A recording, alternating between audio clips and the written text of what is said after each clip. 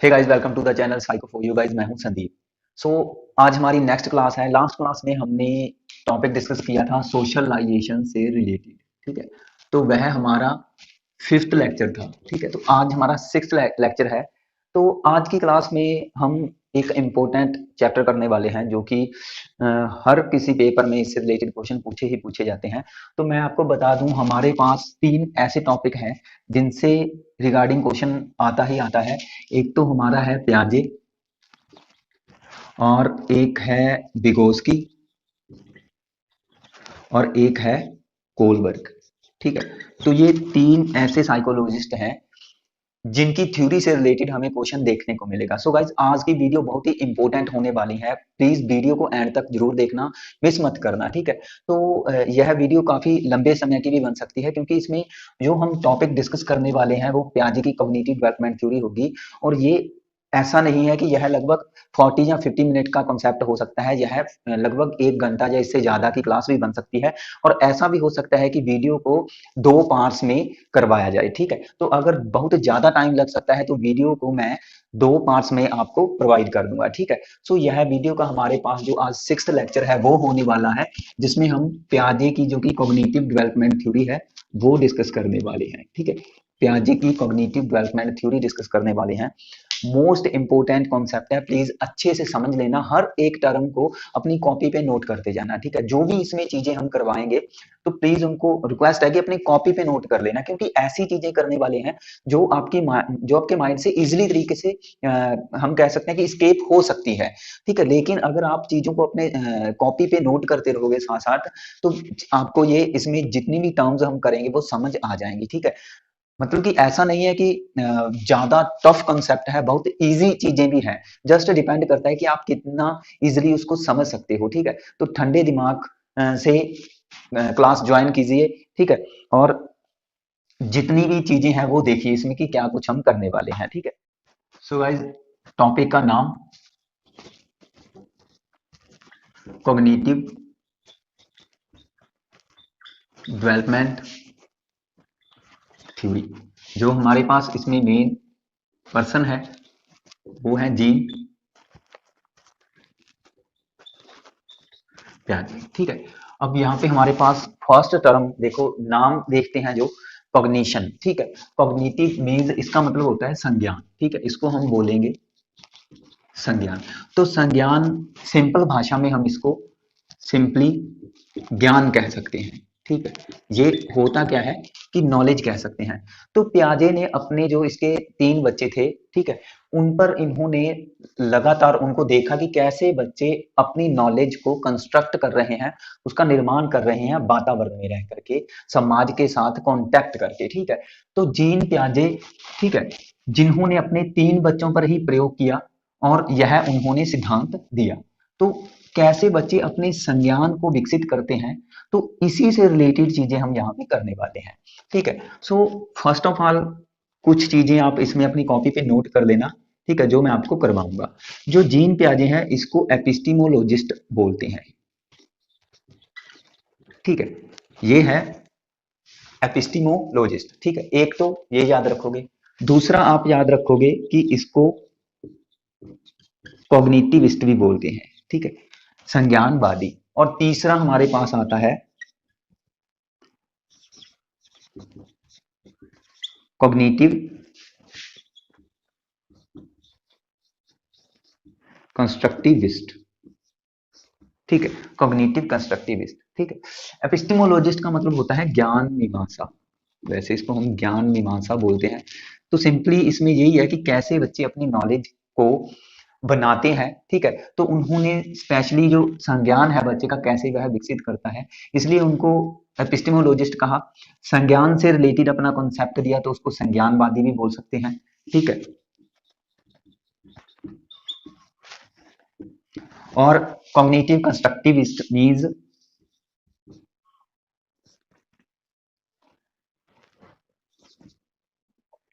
संज्ञानात्मक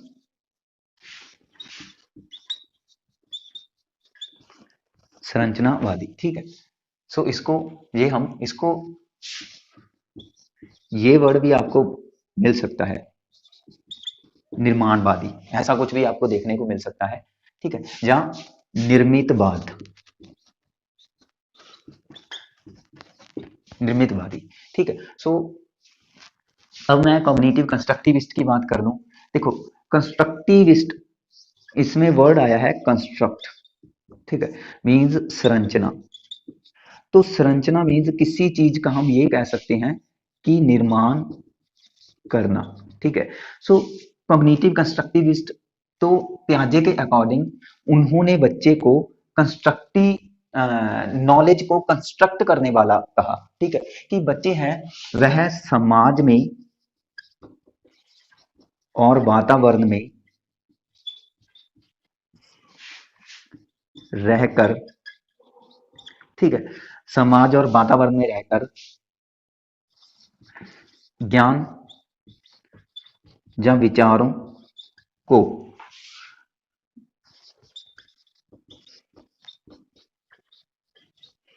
सक्रियात्मक रूप से, मीन्स एक्टिवली, एक्टिव होकर के सक्रियात्मक रूप से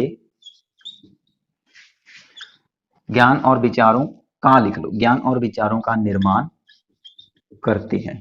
ठीक है, सो इसमें काफी चीजें आपको देखने को मिलेंगी। सारी चीजें एक दूसरे के साथ डिपेंड करती है। जो हम टर्म्स करते जाएंगे, जैसे कि हमारी ये अब फर्स्ट टर्म्स होगी कंस्ट्रक्टिविस्ट, होता क्या है। तो प्यादे ने कहा कि बच्चे अपनी सोसाइटी और एनवायरनमेंट में रह करके जैसे जैसे वह किसी ऑब्जेक्ट्स या किसी घटनाओं या किसी विशेष व्यक्ति वस्तु जो भी है उसके संपर्क में आते हैं, तो उनसे रिलेटेड जो भी नॉलेज है या ज्ञान है या विचार है, ठीक है, उसको एक्टिवली वह क्या करते हैं, उस नॉलेज को परसीव करते हैं और उसके बारे में जानने की कोशिश करते हैं। ठीक है, सो इसलिए उन्होंने बच्चे को ये कहा कि बच्चे क्या हैं, एक जो बच्चे हैं वह छोटे या नन्हे वैज्ञानिक होते हैं। ठीक है, उन्होंने बच्चे को छोटे या नन्हे वैज्ञानिक कहा, क्योंकि छोटे या नन्हे वैज्ञानिक का मतलब यही है कि बच्चे साइंटिफिक तरीके से, ठीक है, वैज्ञानिक जैसे वैज्ञानिक साइंटिस्ट जैसे खोज करते हैं, वैसे ही समाज और वातावरण को जैसे जैसे वो देखते जाते हैं तो उसमें चीजों को एक्सप्लोर करने की कोशिश करते हैं। इसलिए मैं यहाँ पे कह सकता हूँ कि उन्होंने डिस्कवरी लर्निंग को भी प्रमोट किया। ठीक है, डिस्कवरी लर्निंग को भी प्रमोट किया। ठीक है, कि भाई ज्ञान या नॉलेज या विचारों को डिस्कवर करके सीखना। ठीक है, सो डिस्कवरी लर्निंग को प्रमोट किया। ठीक है, जहाँ उन्होंने कहा कि बच्चों में एक बच्चे खोजी प्रवृत्ति के होते हैं, चीजों को इजिली वह क्या है एक्सप्लोर करने की कोशिश करते हैं, उसको जानने की कोशिश करते हैं। तो ये तो कुछ बातें हो गई हमारे पास। अब हम इसमें जो भी इंपॉर्टेंट टर्म्स आते हैं वो करते हैं।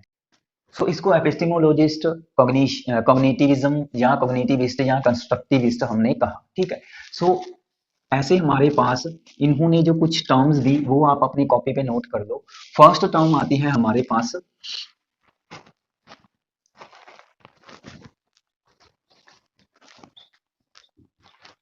Mind mapping. ठीक है, इसको हिंदी में बोलते हैं निरूपण, इसको हिंदी में बोलते हैं निरूपित करना। अब निरूपित करना भी एक तरीके का बनाना होता है, बनाना या निर्माण करना। तो इसमें भी सिंपल है कि किसी ऑब्जेक्ट या किसी घटना से संबंधित जो भी नॉलेज है, नॉलेज को मानसिक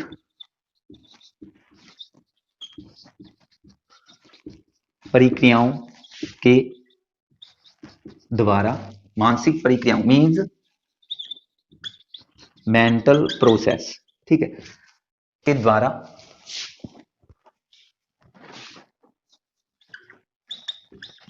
परसीव या ग्रहण करना। मीन्स निरूपित का मतलब है कि सिंपली आप इसमें ये ले सकते हो कि बच्चा अपने माइंड में एक तरीके का मैप बना लेता है। किसी भी घटना या वस्तु से संबंधित नॉलेज है तो उसका एक मैप बना लेता है कि ये वस्तु ऐसी हो सकती है, तो इसमें ये चीजें हो सकती हैं। इस तरीके से वह एक तरीके का मैप बना लेता है, या आप ये कह सकते हो कि एक तरीके की इमेज फॉर्मेशन की छवि का निर्माण कर लेता है अपने माइंड में, ठीक है। एक तरीके की इमेज या स्ट्रक्चर बना लेता है, आप स्ट्रक्चर भी लिख सकते हो, किसी ऑब्जेक्ट या घटना से रिलेटेड स्ट्रक्चर। तो इसमें इस इसके लिए जो मेन जो फैक्टर है वो है हमारे पास सोसाइटी, जिसको हम एनवायरनमेंट के साथ जोड़ सकते हैं, और इसके साथ एक और चीज आ जाती है लैंग्वेज, ठीक है। तो लैंग्वेज की भी मुख्य भूमिका रहती है। तो माइंड माइंड मैप में जस्ट याद रखना है कि एक मानसिक छवि, इसको हम मानसिक छवि भी बोल सकते हैं, ठीक है। मानसिक छवि, तो मानसिक छवि जहां निरूपित करना, ज्ञान का निर्माण करना। तो जब वह किसी वस्तु या ऑब्जेक्ट या किसी घटना से रिलेटेड उसके संपर्क में आता है तो अपनी मेंटल प्रोसेस का यूज करता है, फिर वह उस नॉलेज को, उसे लगता है कि ये चीज ऐसी हो सकती है, ठीक है। आगे हम इन्हीं चीजों से कॉन्सेप्ट को जोड़ेंगे। तो ये हमारे पास माइंड मैप हो गया, इस वर्ड को याद रखना क्योंकि आगे इसी चीज से रिलेटेड चीजें आने वाली हैं, ठीक है। सो आगे माइंड मैप के बाद हमारे पास आता है नेक्स्ट जो टर्म है, इसको बोलते हैं अवबोध। मीन्स किसी चीज का ये भी एक तरीके का ज्ञान हो जाता है। मीन्स इसमें हम ये कह सकते हैं कि जब बच्चा किसी वस्तु या घटना के संपर्क में आता है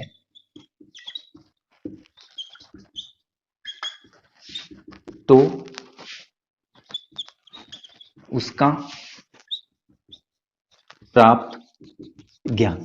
मीन्स जब किसी वस्तु या घटना के संपर्क में आता है तो उसे एक तरीके का ज्ञान प्राप्त होता है, ठीक है, उस वस्तु या घटना से संबंधित।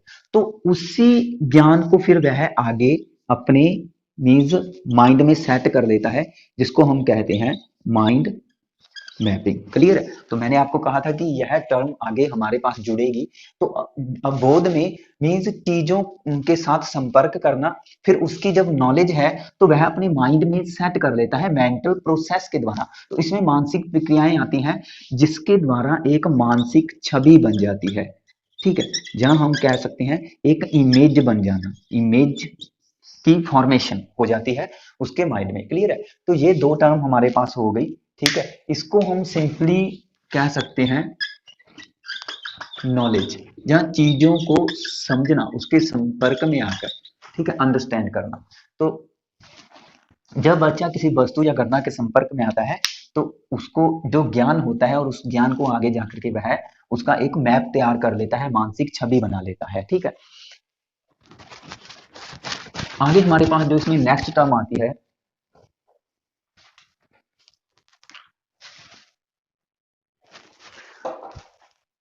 वो है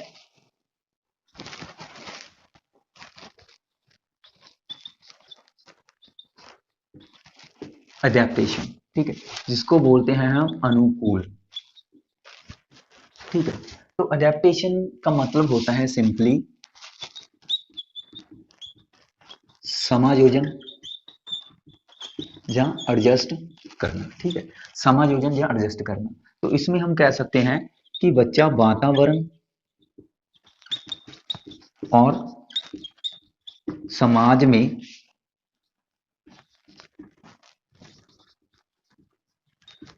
घटनाओं के संपर्क में आकर, जैसे वह घटनाओं के संपर्क में आता है, प्राप्त ज्ञान के आधार पर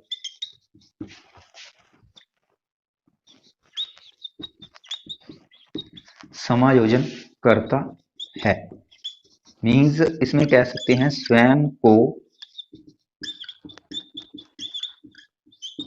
वातावरण या समाज के अनुसार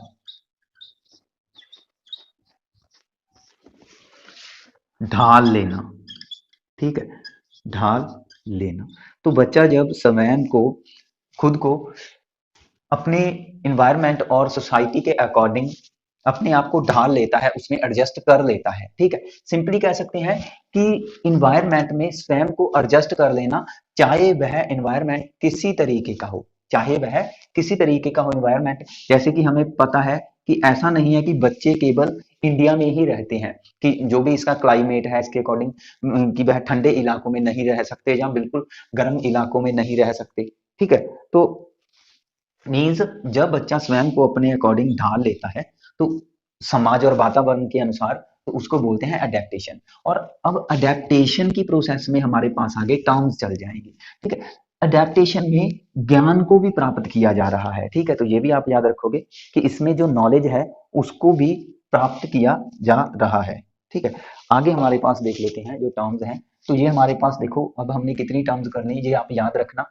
हमने माइंड मैपिंग कर दिया, हमने जो कि एक नॉलेज थी या अंडरस्टैंडिंग थी उसको कर लिया, हमने डिस्कवरी लर्निंग के बारे में कहा, जीन पियाजे एक कंस्ट्रक्टिविस्ट थे उसके बारे में मैंने आपको बताया। तो ये टर्म्स आप अपनी कॉपी पे नोट कर लेना। ठीक है, अडेप्टेशन हमने कर लिया, इसमें आगे आता है एसिमिलेशन।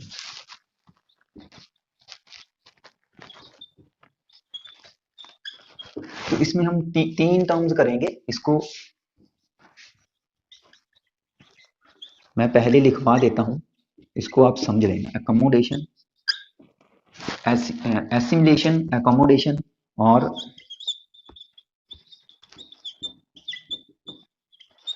इक्विलिब्रियम। ठीक है, एसिमिलेशन, अकोमोडेशन और इक्विलिब्रियम, ये हम तीनों टर्म करने वाले हैं। देखो इसका मतलब होता है, हिंदी में लिखवा दूं, इसको बोलते हैं आत्म सात। ठीक है, इसको बोलते हैं सिंपली समायोजन, और इसको बोलते हैं सिंपली हम कह सकते हैं संतुलन, बैलेंस करना। ठीक है, संतुलित करना। तो एसिमिलेशन, अकोमोडेशन और इक्विलिब्रियम होता क्या है, जो हमने अभी किया अडेप्टेशन, इसमें हमने किया कि बच्चा अपने वातावरण में चीजों के संपर्क में आकर के नॉलेज को प्राप्त करता है और अपने आप को ढालता है ना, उन चीजों के अकॉर्डिंग, समाज की स्थिति या वातावरण की स्थिति के अकॉर्डिंग। ठीक है, सो अब एसिमिलेशन और अकोमोडेशन और इक्विलिब्रियम में होता क्या है, देखो जब बच्चा किसी नॉलेज को कंस्ट्रक्ट करता है, जब बच्चा किसी नॉलेज का निर्माण करता है, ठीक है, तो उसको हम एसिमिलेशन बोलते हैं। तो इसमें हम सिंपल कह सकते हैं कि नए गुणों या विचारों का निर्माण करना। ठीक है, या हम कह सकते हैं कि पुराने विचारों के आधार पर नए गुणों या विचारों का निर्माण करना। ठीक है, तो ये तो हो गया हमारे पास एसिमिलेशन। इसमें मैं एक एग्जाम्पल ले लूंगा ताकि आप इसको अच्छे तरीके से समझ जाओ। जैसे जैसे बच्चा समाज में या वातावरण में बड़ा होता जाता है, तो वो हर बार कुछ ना कुछ नया सीखता जाता है, तो उस नए सीखने को हम एसिमिलेशन कहेंगे। लेकिन जब वह नए गुणों का विकास करता है तो उसके साथ बहुत सारी चीजें ऐसी होती है जो कि उन उस नए गुणों को मीन्स पुराने विचारों के साथ जोड़ता है। ठीक है, तो वो चीजें होती हैं कि नए गुणों को पुराने विचारों के आधार पर वह क्या करता है, विकसित कर रहा होता है। ठीक है, तो एसिमिलेशन में हम कह सकते हैं यह एक ऐसी प्रोसेस है जिसमें बच्चा अपने पुराना जो भी नॉलेज है या उसने कोई उसके पास स्किल है, ठीक है, या किसी ऑब्जेक्ट से रिलेटेड नॉलेज है, तो उसको रिलेट करके, वह पुराने को रिलेट करके उसने कुछ नए गुणों का समावेश कर लिया। ठीक है, लेकिन जो एकोमोडेशन होता है इसमें आप याद रखोगे, ये कुछ पहले मैं में सिंपली आ जाता है चेंज, जहां आप याद रखोगे मॉडिफिकेशन। इसमें हम क्या करते हैं, विचारों को चेंज करते हैं या मॉडिफाई करते हैं। इसमें ये वर्ड आपको देखने को मिल सकता है, रूपांतरित। ठीक है, मतलब कि बदलना या संशोधित करना। अगर किसी पेपर में क्वेश्चन आता है तो इस तरीके के वर्ड अगर आपको क्वेश्चन में मिलते हैं तो उसका आंखें बंद करके आप ये लगा सकते हो। ठीक है, लेकिन होता क्या है, एसिमिलेशन और अकोमोडेशन ये दोनों साथ साथ ही चलते हैं।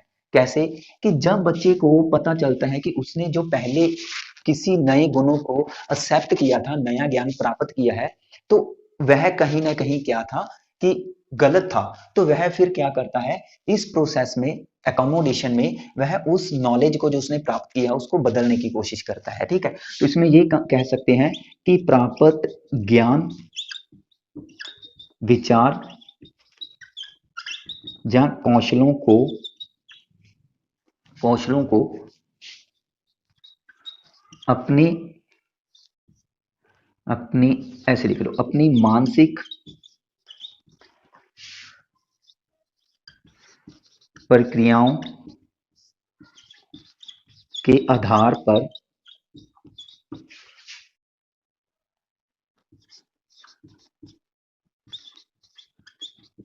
बदलना। ठीक है, सिंपल है। या सुधार करना, या सुधार करना।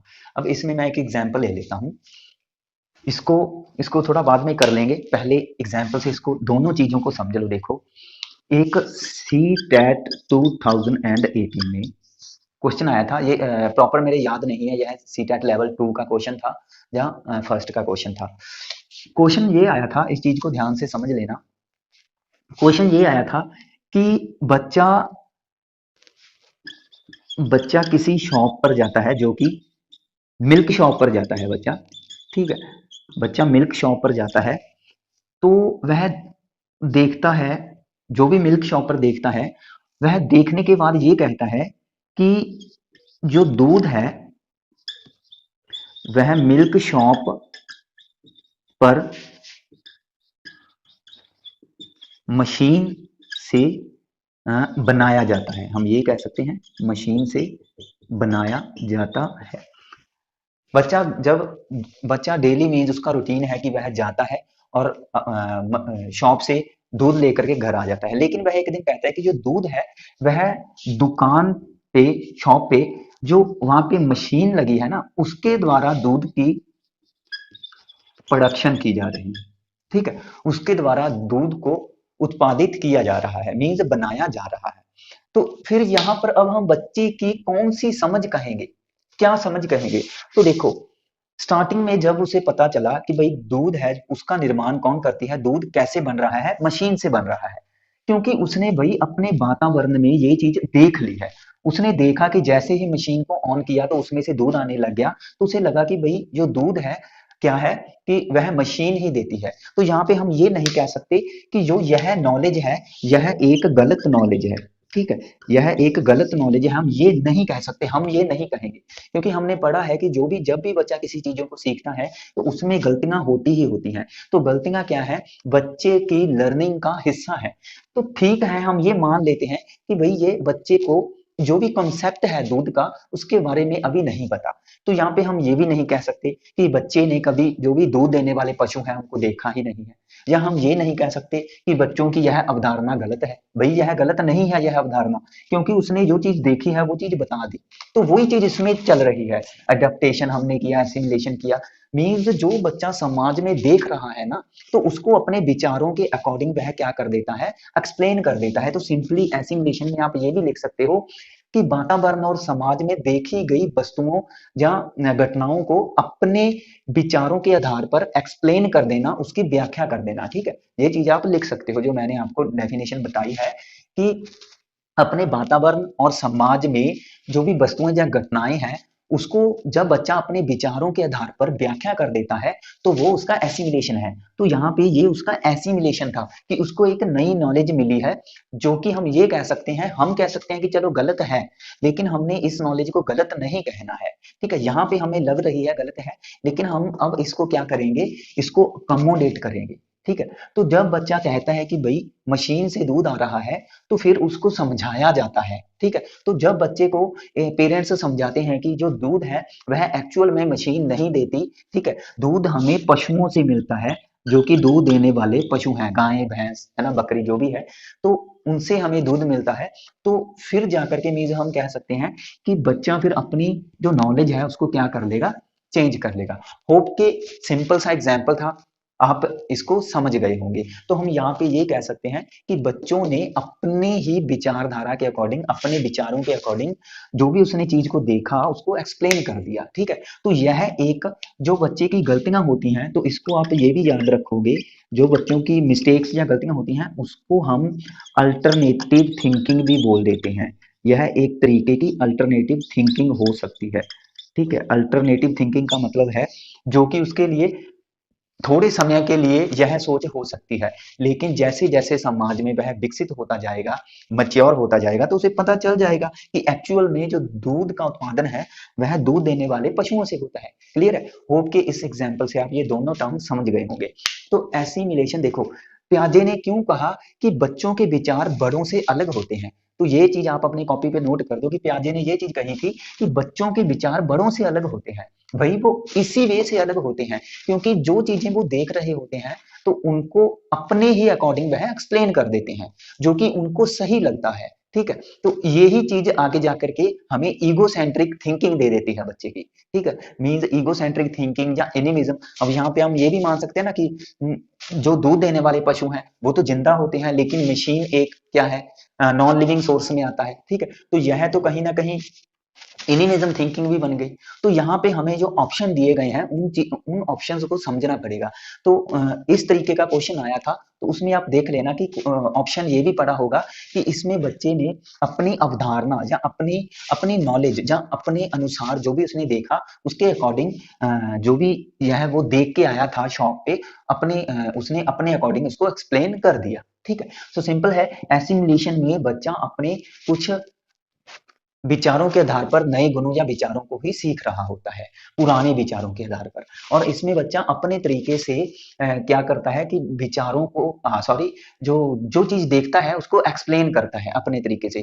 ठीक है, तो ये एसिमिलेशन हो गया। अकोमोडेशन में हम फिर आगे जाकर के बच्चा उन चीजों में सुधार कर देता है, जैसे कि उसने चलो ये बात कह दी कि मशीन है तो उससे जो मिल्क है उसका प्रोडक्शन होता है, लेकिन धीरे धीरे उसकी समझ में आ जाएगा कि मशीन कैसे दूध दे रही है। तो उसकी समझ में आ जाएगा कि पहले दूध हमें पशुओं से मिलता है, उसके बाद वह शॉप्स पे मशीन में डाला जाता है ताकि वह खराब ना हो। ठीक है, उसे लंबे समय तक बचा करके रखा जाए। ठीक है, तो एक तरीके का यह हम कह सकते हैं कि इसमें तो पास्चुराइजेशन होता है दूध का। ठीक है, तो होप कि आप समझ गए होंगे ये दोनों टर्म। अब हम इक्विलिब्रेशन की बात कर लेते हैं। सो गाइस, आगे हमारे पास जो टर्म है वो है इक्विलिब्रियम।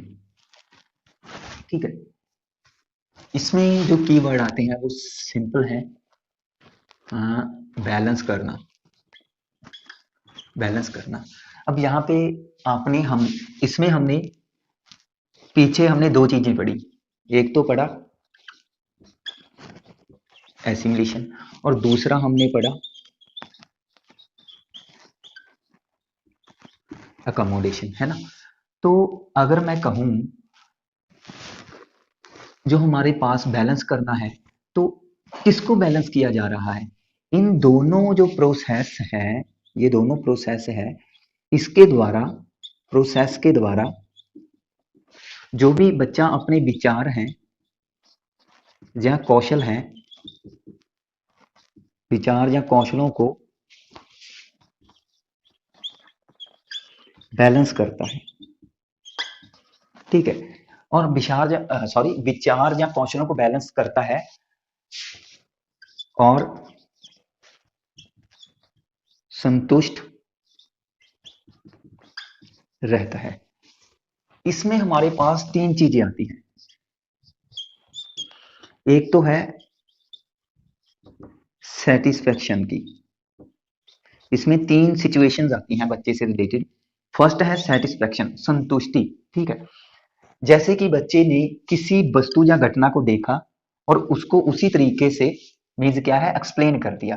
तो जब बच्चे ने किसी वस्तु या घटना को देखा, देखो एसिमिलेशन में क्या किया कि वस्तु या घटना को देखकर उसकी व्याख्या करना, है ना।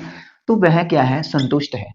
ठीक है, लेकिन उसे कुछ समय बाद पता चला कि भाई जो उसने घटना या वस्तु जो भी देखी थी और उसको जिस तरीके से उसने समझा था, उसने जिस तरीके से उसको एक्सप्लेन किया था, वह कहीं ना कहीं गलत था। तो फिर वह क्या हो जाता है, अनसेटिस्फाई में चला जाता है, वह अनसेटिस्फाई हो जाता है। मीन्स अब यह जो स्थिति है यह संतुष्टि की थी, लेकिन वह फिर क्या हो गया, असंतुष्ट हो गया, कि उसे कुछ समय बाद पता चला कि भाई वो तो गलत था। जैसे कि हमने अभी पीछे एग्जांपल लिया कि जो बच्चा कहता है कि मशीन दूध देती है ना, तो फिर उसे पता चलता है कि भाई मशीन तो दूध देती नहीं, तो फिर वह क्या हो जाता है, असंतुष्ट हो जाता है। तो फिर वह ज्यादा से ज्यादा क्वेश्चनिंग करता है, ठीक है, मीन्स चीजों को और समझने की कोशिश करता है। तो फिर वह क्वेश्चनिंग करता है अपने माता पिता से, बड़ों से, उनसे पूछता है, ठीक है। तो जब फिर उसे पता चलता है कि जो दूध है वह जो कि दूध देने वाले पशुओं से हमें मिलता है, तो फिर वह दोबारा से किस प्रोसेस में आ जाता है, सेटिस्फैक्शन की प्रोसेस में आ जाता है। इस सिचुएशन में फिर वह आ जाता है। तो इक्विलिब्रियम ये ही है। इक्विलिब्रियम में इन दोनों ही प्रोसेस के माध्यम से बच्चा अपने ज्ञान या विचारों को बैलेंस करता है, ठीक है। तो होप के ये चीज आप समझ गए होंगे, इजी है। तो फिर बच्चा अंत में फिर से क्या हो जाता है, संतुष्ट हो जाता है, ठीक है। सो ये होते हैं बच्चों के विचार, जिसमें स्टार्टिंग में उस वह अब कुछ चीजों को इस तरीके से एक्सप्लेन करता है जो आगे जाकर के उसे कहीं ना कहीं असंतुष्ट कर देती है।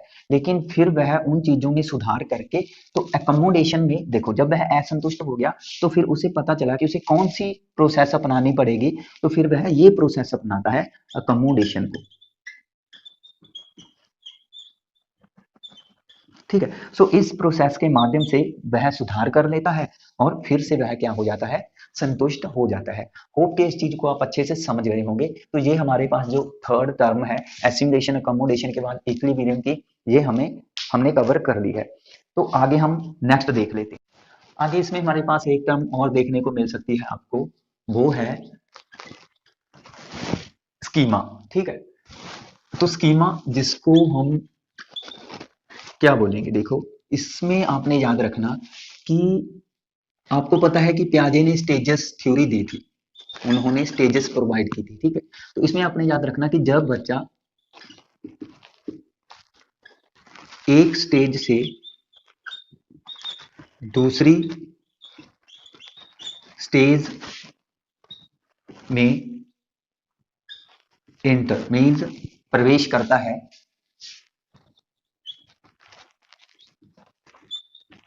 तो उसमें नए विचारों,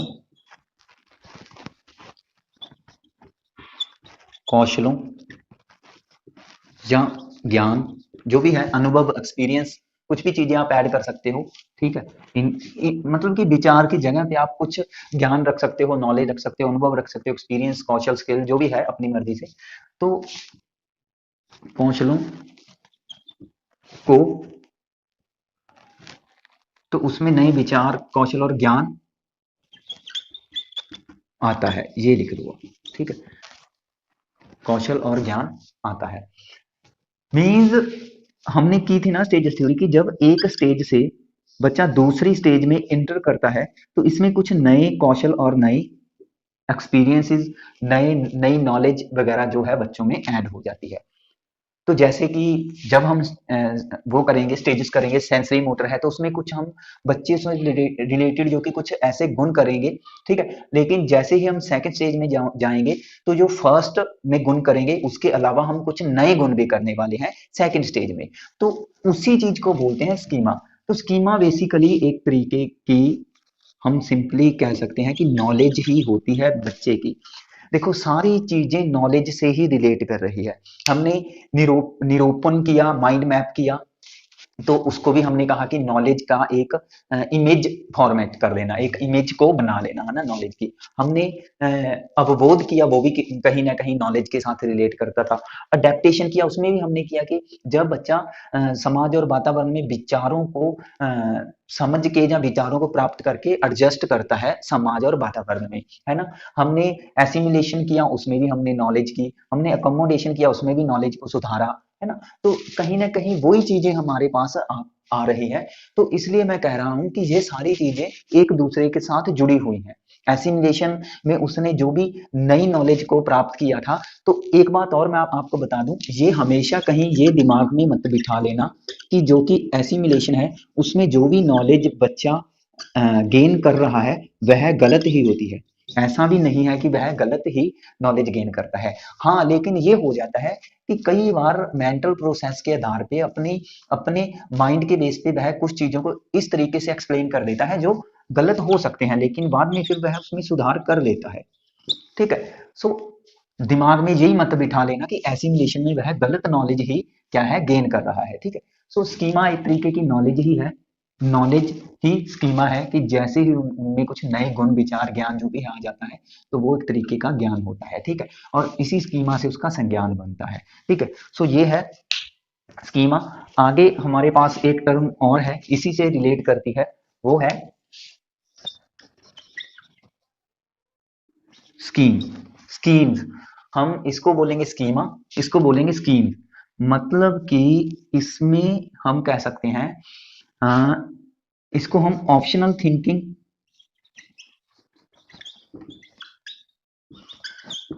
या अल्टरनेटिव थिंकिंग, अभी हमने बात की थी अल्टरनेटिव से रिलेटेड, अल्टरनेटिव थिंकिंग कहेंगे। देखो बहुत इजी सा एग्जांपल लेंगे, होप के आप उससे समझ जाओगे।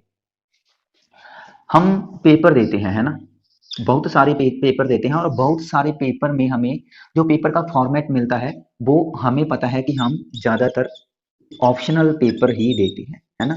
हम ज्यादातर ऑब्जेक्टिव टाइप क्वेश्चन ही होते हैं, ये आपको पता है।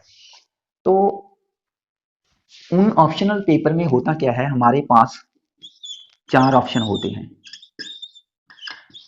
ठीक है। उन ऑप्शनल पेपर में हमारे पास चार ऑप्शन होते हैं। तो मैं क्या कह सकता हूं कि जिस टाइम पे हम किसी क्वेश्चन को हल कर रहे होते हैं तो हमें ये चारों ऑप्शन सही लगते हैं। हमें मीन्स हमें ये तो पता होता है कि चारों में से एक सही है, लेकिन फिर भी हम उन चारों को बार बार पढ़ते हैं कि हमें वो एक ऑप्शन मिल जाए जो सही है। तो स्कीम्स का मतलब यही होता है कि हमारे पास चार तरीके का मीन्स जो स्कीमा है वो बना पड़ा है। तो ये स्कीमा मतलब कि बहुत सारी हमारे पास स्कीमा का सेट बना हुआ है बहुत सारा। तो उन सारी स्कीम्स में से हमें एक स्कीम को फाइंड करना है जो क्या है, सही है, जो बिल्कुल राइट है। ठीक है।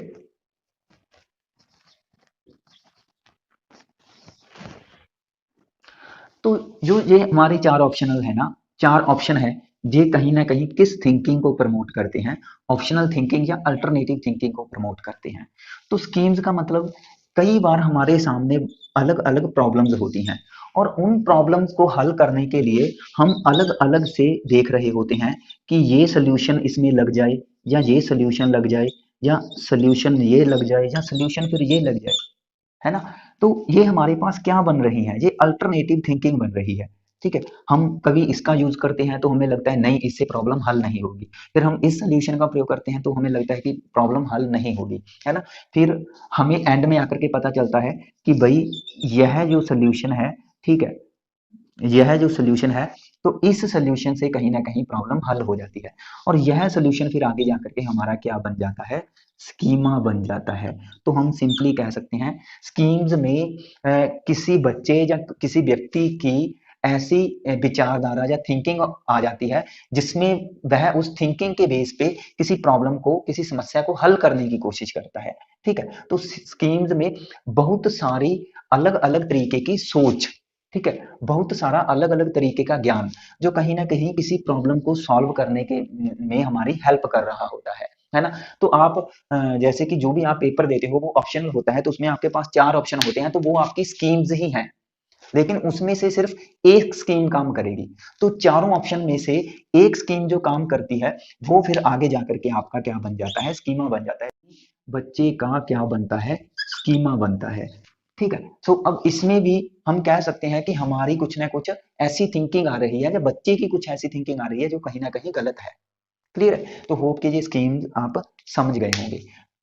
गलत थिंकिंग होती है, लेकिन उसको हम सही करने की कोशिश करते हैं। जैसे कि हमारे पास 4 ऑप्शन होते हैं, उसमें से 3 गलत होते हैं, लेकिन एक तो सही होता है, तो उसको हम चूज़ करते हैं। क्लियर है? सो ये कुछ टर्म्स थी हमने जो की है।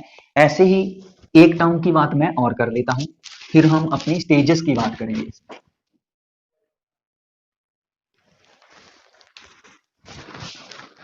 सो गाइस, आगे हमारे पास जो इसमें लास्ट टर्म आती है वो है मेंटल ऑपरेशन, मानसिक प्रक्रियाएं। तो मानसिक प्रक्रियाएं सिंपली है जो हम प्रोसेस अपना रहे हैं किसी नॉलेज को कंस्ट्रक्ट करने के लिए। जब बच्चा जो भी मानसिक प्रक्रियाओं का सहारा ले रहा है, अलग अलग तरीके से वस्तुओं के साथ जब वह संपर्क बनाता है, घटनाओं के साथ संपर्क बनाता है, ताकि उसको वो चीजें समझ आ जाए, है ना, तो वो मानसिक प्रोसेस अपना रहा होता है, तो वो मेंटल ऑपरेशन में चली जाती हैं। सिंपली मानसिक प्रक्रियाएं हमने जब डेवलपमेंट किया था, तो डेवलपमेंट में हमने एक किया था मेंटल डेवलपमेंट, तो उसमें हमने मेंटल प्रोसेस पढ़ी थी कि किसी समस्या का समाधान, है ना, तो यह एक मानसिक प्रक्रिया तो है, प्रॉब्लम सॉल्विंग। ऐसे ही अवलोकन करना अगर मैं बात करूं, तो ऑब्जर्वेशन ये भी एक मानसिक प्रक्रिया है। तो प्रॉब्लम सॉल्विंग, ऑब्जर्वेशन हो गया, ठीक है। परसेप्शन, ठीक है। और एनालाइज करना, विश्लेषण करना, ठीक है, यह भी एक मेंटल ऑपरेशन में आता है। क्लासिफिकेशन करना,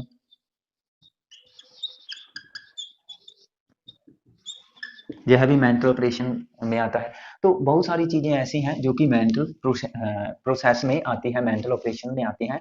जो मानसिक प्रक्रियाओं में वो कुछ हमारे पास ये इस तरीके से कुछ प्रोसेस आ जाते हैं जिसके बेस पे हम किसी प्रॉब्लम को हल करते हैं, और हमें फिर आगे वो किस में बदल जाता है, पियाजे की थ्योरी के अकॉर्डिंग स्कीमा में बदल जाता है। होप के ये आप समझ गए होंगे। तो ये हमने कुछ जो भी टर्म्स थी वो आपको करवा दी है। आगे हम इसमें स्टेटस की बात करते हैं।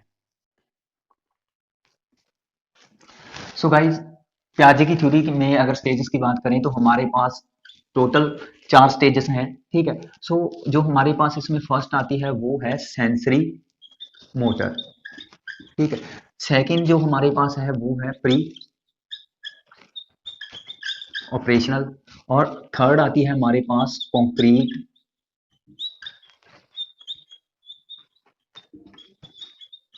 ऑपरेशनल, और फोर्थ है फॉर्मल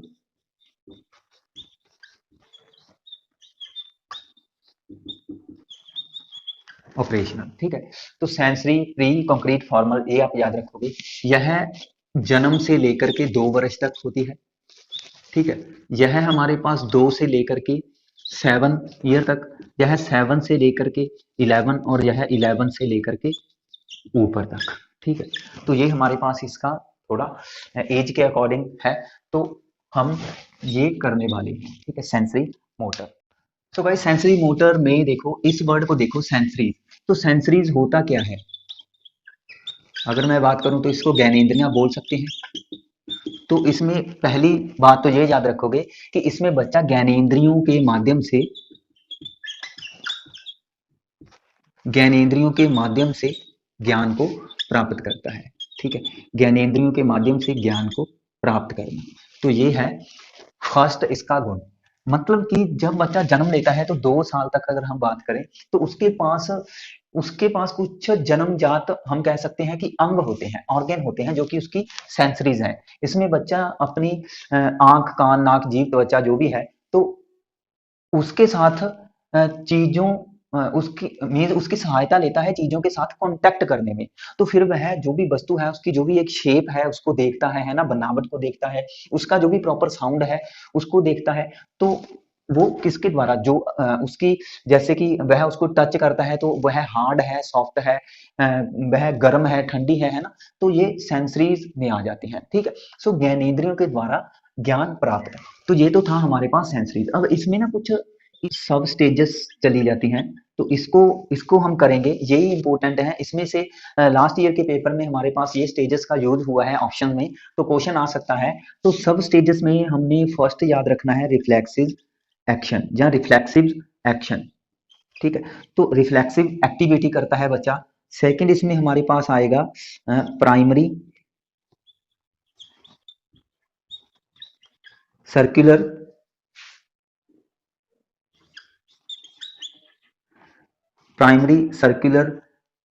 एक्टिविटी। सेकंड थर्ड याद रखोगे सेकेंडरी सर्कुलर एक्टिविटी, और फोर्थ याद रखोगे आप टर्शरी सर्कुलर एक्टिविटी। ठीक है, तो रिफ्लेक्सेस एक्शन को समझ लो, मैं सभी को समझा देता हूं। रिफ्लेक्सेस एक्शन जो कि 0 से 3 मंथ तक का हम इसको रखेंगे, 0 से 3 मंथ तक। इसमें बच्चा जैसे कि अस्पष्ट आवाजें निकालना, सांस लेना, अंगूठा चूसना, ठीक है, सांस लेना, अंगूठा चूसना, अंगड़ाई लेना, जहाँ हम जैसे कि बच्चे उबासी लेते हैं, है ना, तो पलकें झपकना, जहाँ कुछ अलग तरीके की आवाजों को सुन करके मुस्कुराना, ठीक है, तो वो किस में आती हैं, रिफ्लेक्सेस एक्टिविटी में आती हैं।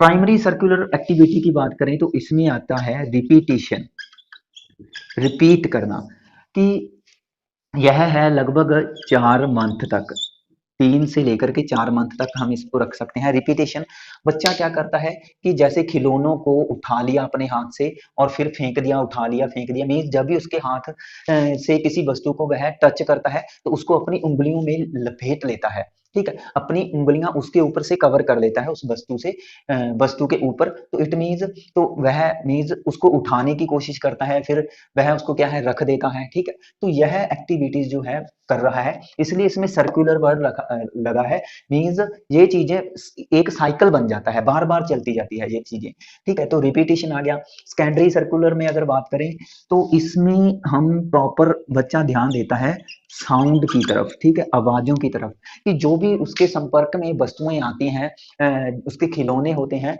तो जहाँ किसी व्यक्ति विशेष जैसे कि उसके पेरेंट्स होते हैं, बड़े भाई बहन होते हैं, तो उनकी आवाज को वह सुन करके मुस्कुराता है ना, तो वह साउंड पर ध्यान देता है। तो यह लगभग 4 से लेकर के हम 8 मंथ तक इसको रख सकते हैं, 4 से लेकर के 8 मंथ तक, ठीक है। तो इसमें बच्चा क्या करता है कि सेकेंडरी सर्कुलर में आवाजों को सुनता है और उसके प्रति थोड़ा बहुत मीन्स अपनी बॉडी के द्वारा रिस्पॉन्स देता है, जैसे कि आवाज सुनी और उसने अपने हाथ पैर मारने शुरू कर दिए इस तरीके से, तो वो क्या है, मीन्स साउंड के प्रति रिस्पॉन्स देना। अगर हम टर्शरी सर्कुलर एक्टिविटी में देखें तो इसमें हमने याद रखना है कि जो इसमें आता है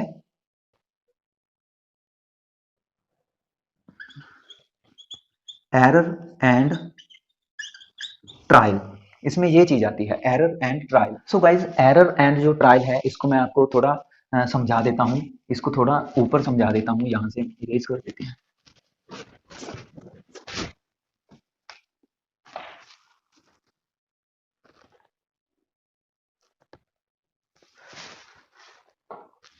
सो टर्शरी सर्कुलर में हमने किया एरर एंड ट्रायल। हम ये कह सकते हैं कि इसमें बच्चा कुछ ऐसी एक्टिविटीज करता है जो मीन्स उसमें गलत होती है, वो ऐसी एक्टिविटी करता है गलत होती है, लेकिन फिर वह क्या है उस एक्टिविटी में जो भी चीज वह प्राप्त करना चाहता होता है तो उसको प्राप्त भी कर लेता है, मीन्स प्राप्त करने की कोशिश करना लेकिन बार बार गलतियां करना, ठीक है।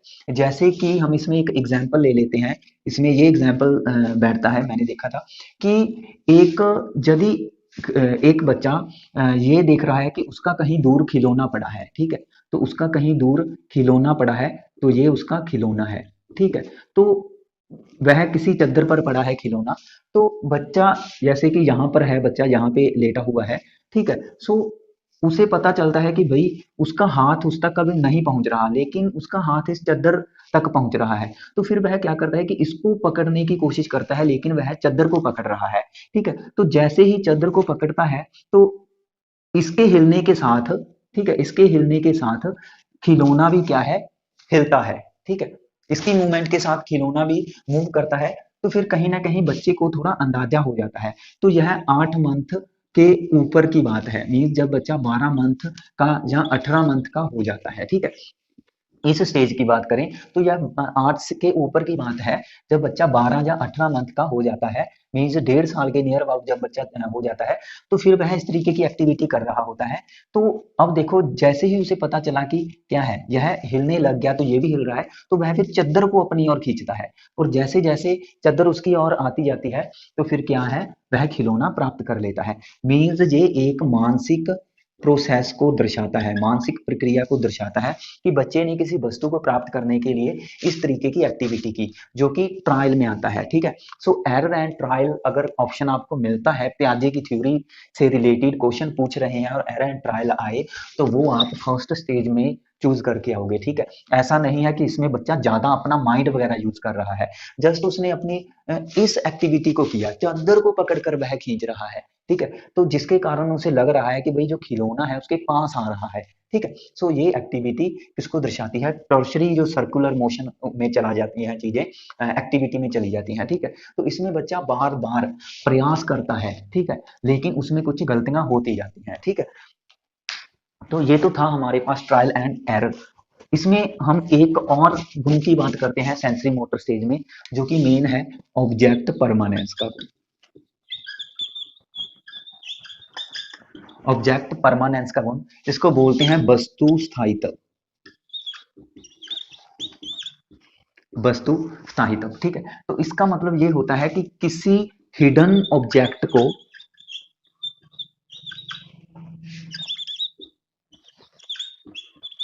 फाइंड करने की कोशिश करना, किसी हिडन ऑब्जेक्ट को फाइंड करने की कोशिश करना, मीन्स छुपी हुई वस्तु है जो, तो उसकी चाहे आंखों के सामने नहीं है वह वस्तु, लेकिन फिर भी वह उसको फाइंड करने की कोशिश करता है। तो हम कह सकते हैं कि बच्चे को थोड़ा वस्तुओं के बारे में पता चल जाता है कि जो भी छुपा हुआ ऑब्जेक्ट है वह उसकी आंखों के सामने नहीं है, तो ऐसा नहीं है कि उसका कोई वजूद नहीं है। तो इसमें कह सकते हैं कि ऑब्जेक्ट की मौजूदगी का एहसास,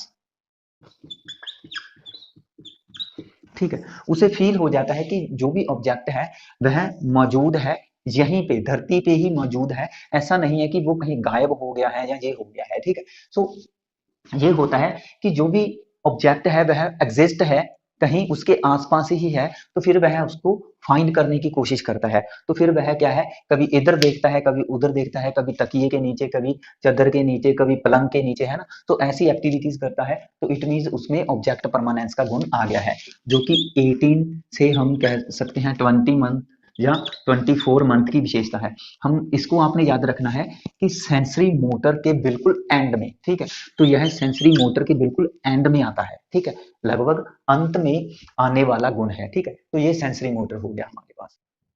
सो गाइज, आगे हमारे पास जो सेकंड स्टेज है वो है प्री ऑपरेशनल स्टेज, ठीक है, प्री ऑपरेशनल स्टेज, जो कि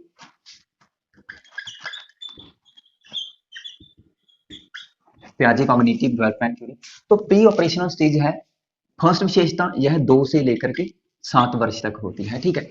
तो इसमें कुछ हम टर्म्स करेंगे जो इसकी विशेषता है, ठीक है, जो बच्चे की विशेषता है या इस स्टेज की विशेषता है, तो उसको आप अच्छे तरीके से देख लेना, अपनी कॉपी में नोट कर लेना और याद कर लेना, ठीक है, समझ लेना, ठीक है। तो इसमें जो फर्स्ट आता है वो है हमारे पास गुण इनिमिज्म, ठीक है। देखो, जो भी बातें मैं बोलता हूं उसको भी आप अपनी कॉपी पे नोट कर लिया करो, और जो बातें हम यहाँ पे लिख लेते हैं तो उसको तो आपको नोट करना ही करना है। देखो, इनिमिज्म हो गया। सेकंड हमारे पास आता है ईगोसेंट्रिक। थर्ड हमारे पास जो गुण है वो है सेंट्रिएशन, ठीक है। फोर्थ हमारे पास जो यहाँ पे गुण आएगा वो है इरिवर्सिबिलिटी, ठीक है, इरिवर्सिबिलिटी। और एक हमारे पास इसी में एक हम कह सकते हैं स्टेजेस आती है, स्टेज ही है जिसको हम अवधि बोलेंगे, हाँ। तो वो है इनिशिएटिव, इनिशिएटिव पीरियड, ठीक है, इनिशिएटिव पीरियड।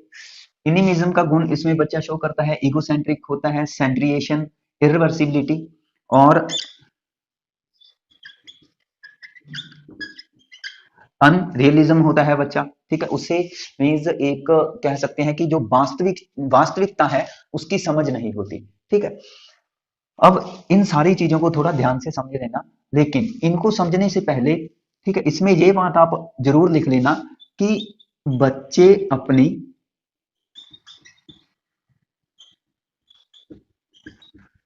इच्छाओं और आवश्यकताओं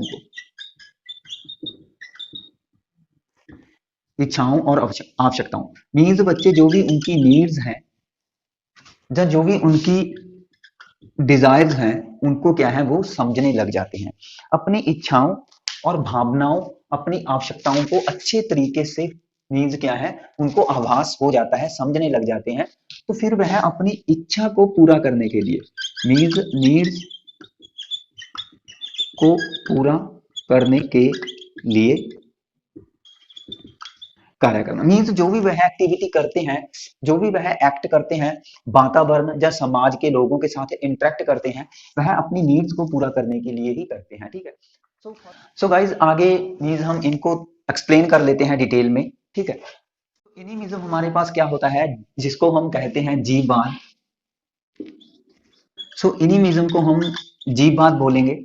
ठीक है, हिंदी में हम इसको जीववाद बोलते हैं। इसका मतलब ये होता है इनिमिज्म का कि इसमें बच्चे की जो थिंकिंग होती है वह निर्जीव वस्तुओं को संजीव मानता है। सिंपल सी बात है, निर्जीव वस्तुओं को संजीव मानता है। तो जो भी नॉन लिविंग सोर्सेज हैं उनको वह लिविंग रखता है कि भाई यह क्या है, इसमें ये भी सांस ले सकती हैं, ये भी एक तरीके की मीज जिस तरीके से एक ह्यूमन बॉडी है।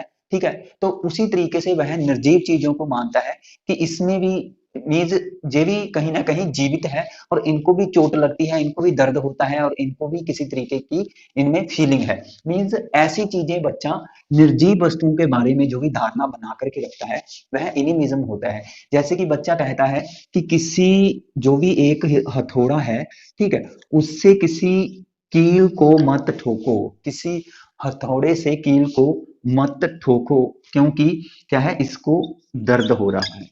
ठीक है, जब बच्चा ये कहता है, ठीक है, तो इट मीन्स वो क्या है कि ऐसी चीजों को क्या कर रहा है, संजीव मानता है। जैसे कि बच्चा आपको पता है कि अपने खिलौनों के साथ क्या कर रहा होता है, बातें कर रहा होता है। ठीक है, बच्चा अपने खिलौनों के साथ बातें कर रहा होता है, तो इट मीन्स वह क्या है इसको संजीव मानता है।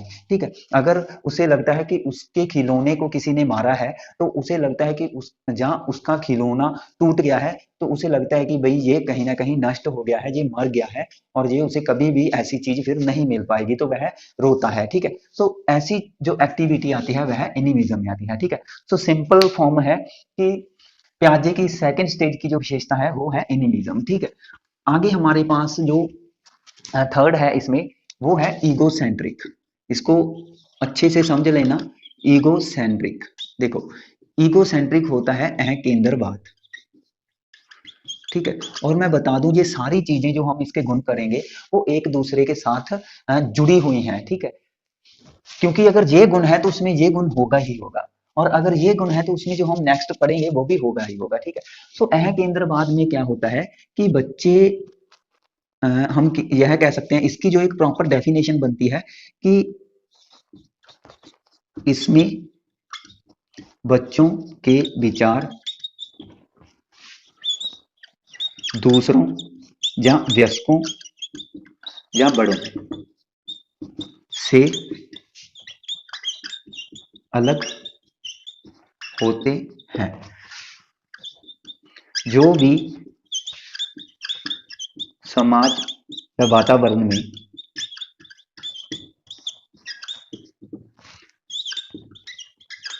बच्चे देखते हैं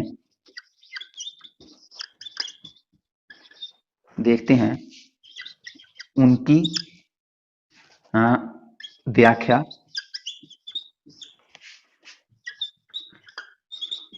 अपने अपने ही विचारों से करते हैं जो कि वास्तविकता से अलग होते हैं।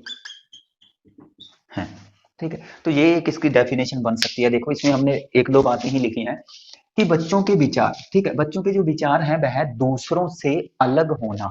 कहने का मतलब है कि इस थिंकिंग में बच्चा जो भी वातावरण या समाज में देख रहा है तो उसको एक्सप्लेन जो करता है वह अपने जो जैसे वह देख रहा है ना उसको वैसे ही एक्सप्लेन कर देता है। ठीक है, उसे ये नहीं पता होता कि जो यह एक्सप्लेनेशन दे रहा है, ठीक है, उसकी रियलिटी, उसकी जो वास्तविकता वो कुछ और है। ठीक है, लेकिन उसको जो वह देख रहा होता है उसी तरीके से एक्सप्लेन वो कर देता है। तो इसलिए हम ये कह सकते हैं कि जो चीजें किसी स्पेसिफिक कार्य के बारे में व्यक्ति सोचते हैं, जो भी व्यक्ति सोचते हैं, जो भी चीजें हो रही हैं वातावरण में या जो भी एक्टिविटी हो रही है उसके बारे में जो व्यक्ति या बड़े या वयस्क सोचते हैं तो वैसा बच्चे नहीं सोचते। इसमें बच्चे ही हम ये लिख सकते हैं कि बच्चे स्वयं के विचारों को सही सही मानते हैं। जैसा कि हमने लास्ट क्लास में हमने एक एग्जाम्पल किया था सेंसरी मोटर स्टेज में, सॉरी सेंसरी मोटर स्टेज में हमने एग्जाम्पल किया था। कौन सा एग्जाम्पल था?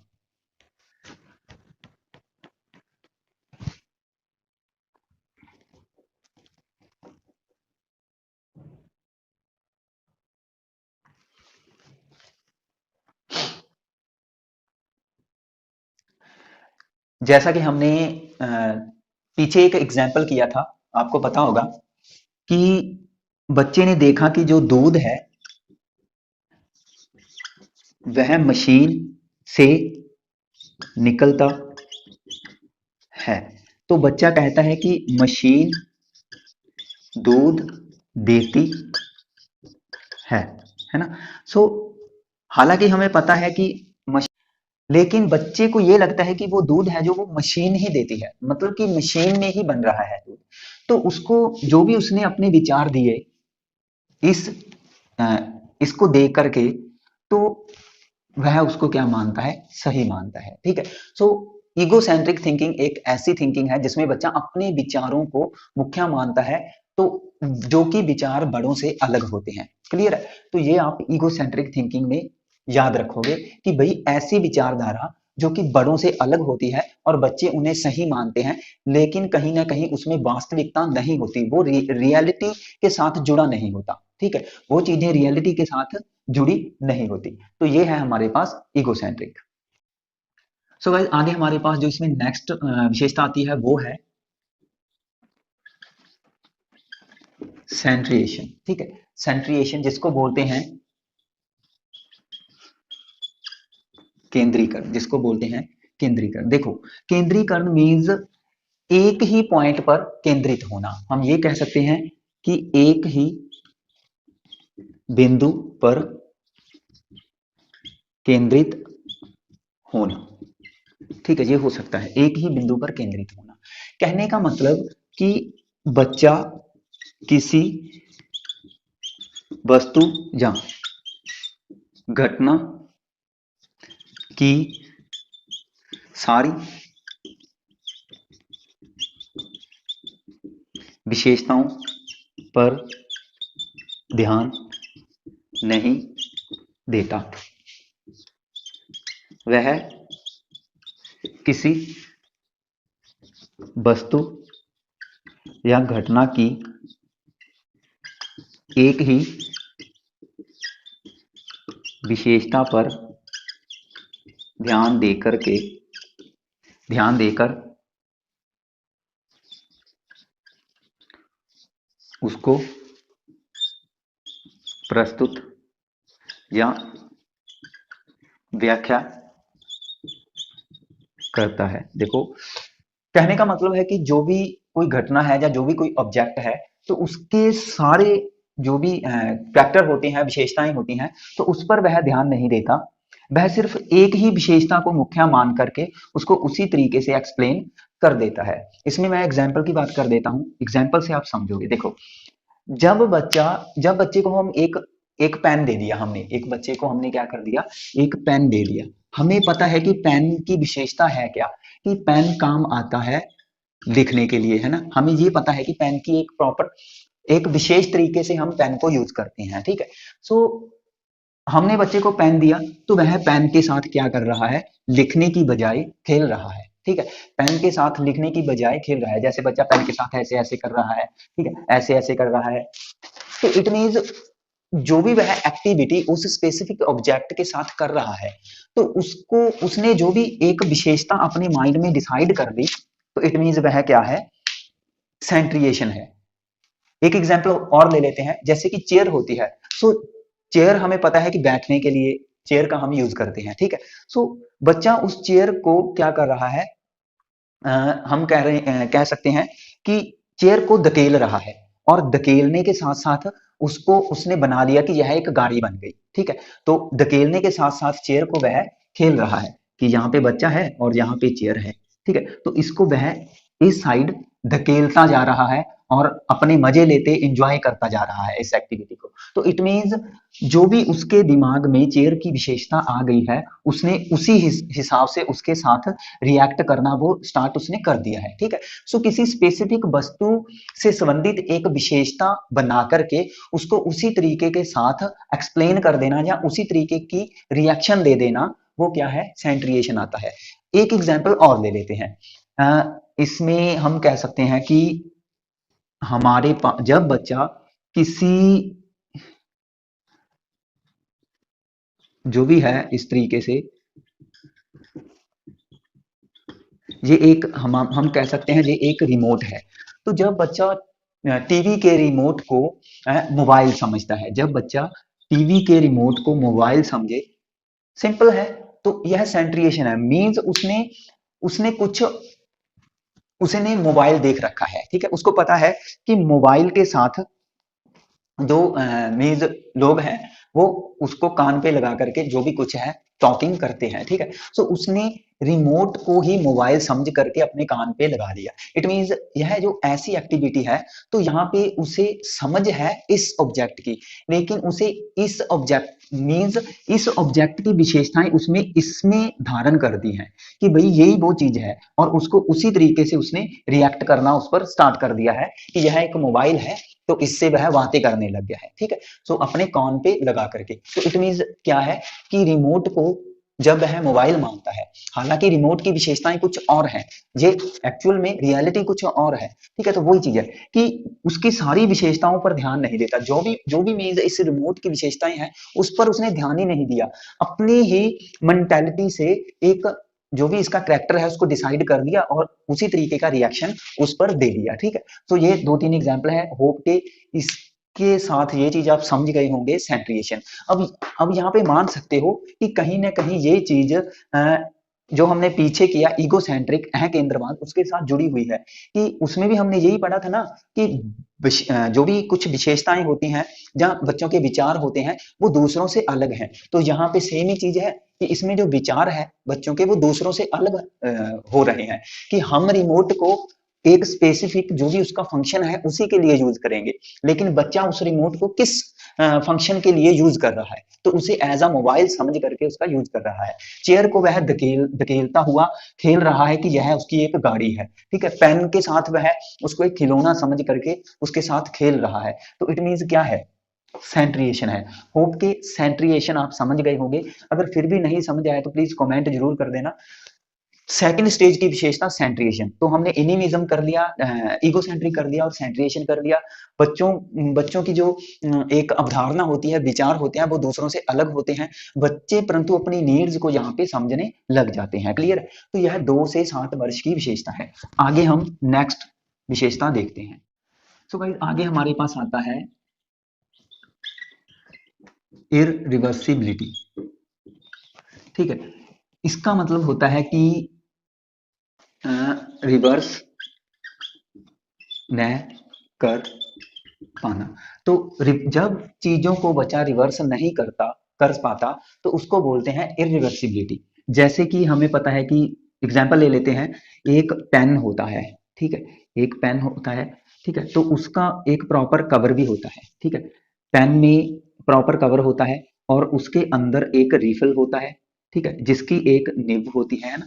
अगर हम इस पेन को पूरे तरीके से खोल दें कि इसका जो कैप है उसको अलग कर दें, है ना, इसका जो कवर है उसको अलग कर दें, ठीक है, तो इसका जो रिफिल है उसको अलग कर दें, और बच्चा इस पेन को दोबारा से क्या है कि रिफिल इसके अंदर डाल करके उसको अपने हिसाब से बंद नहीं कर पाएगा।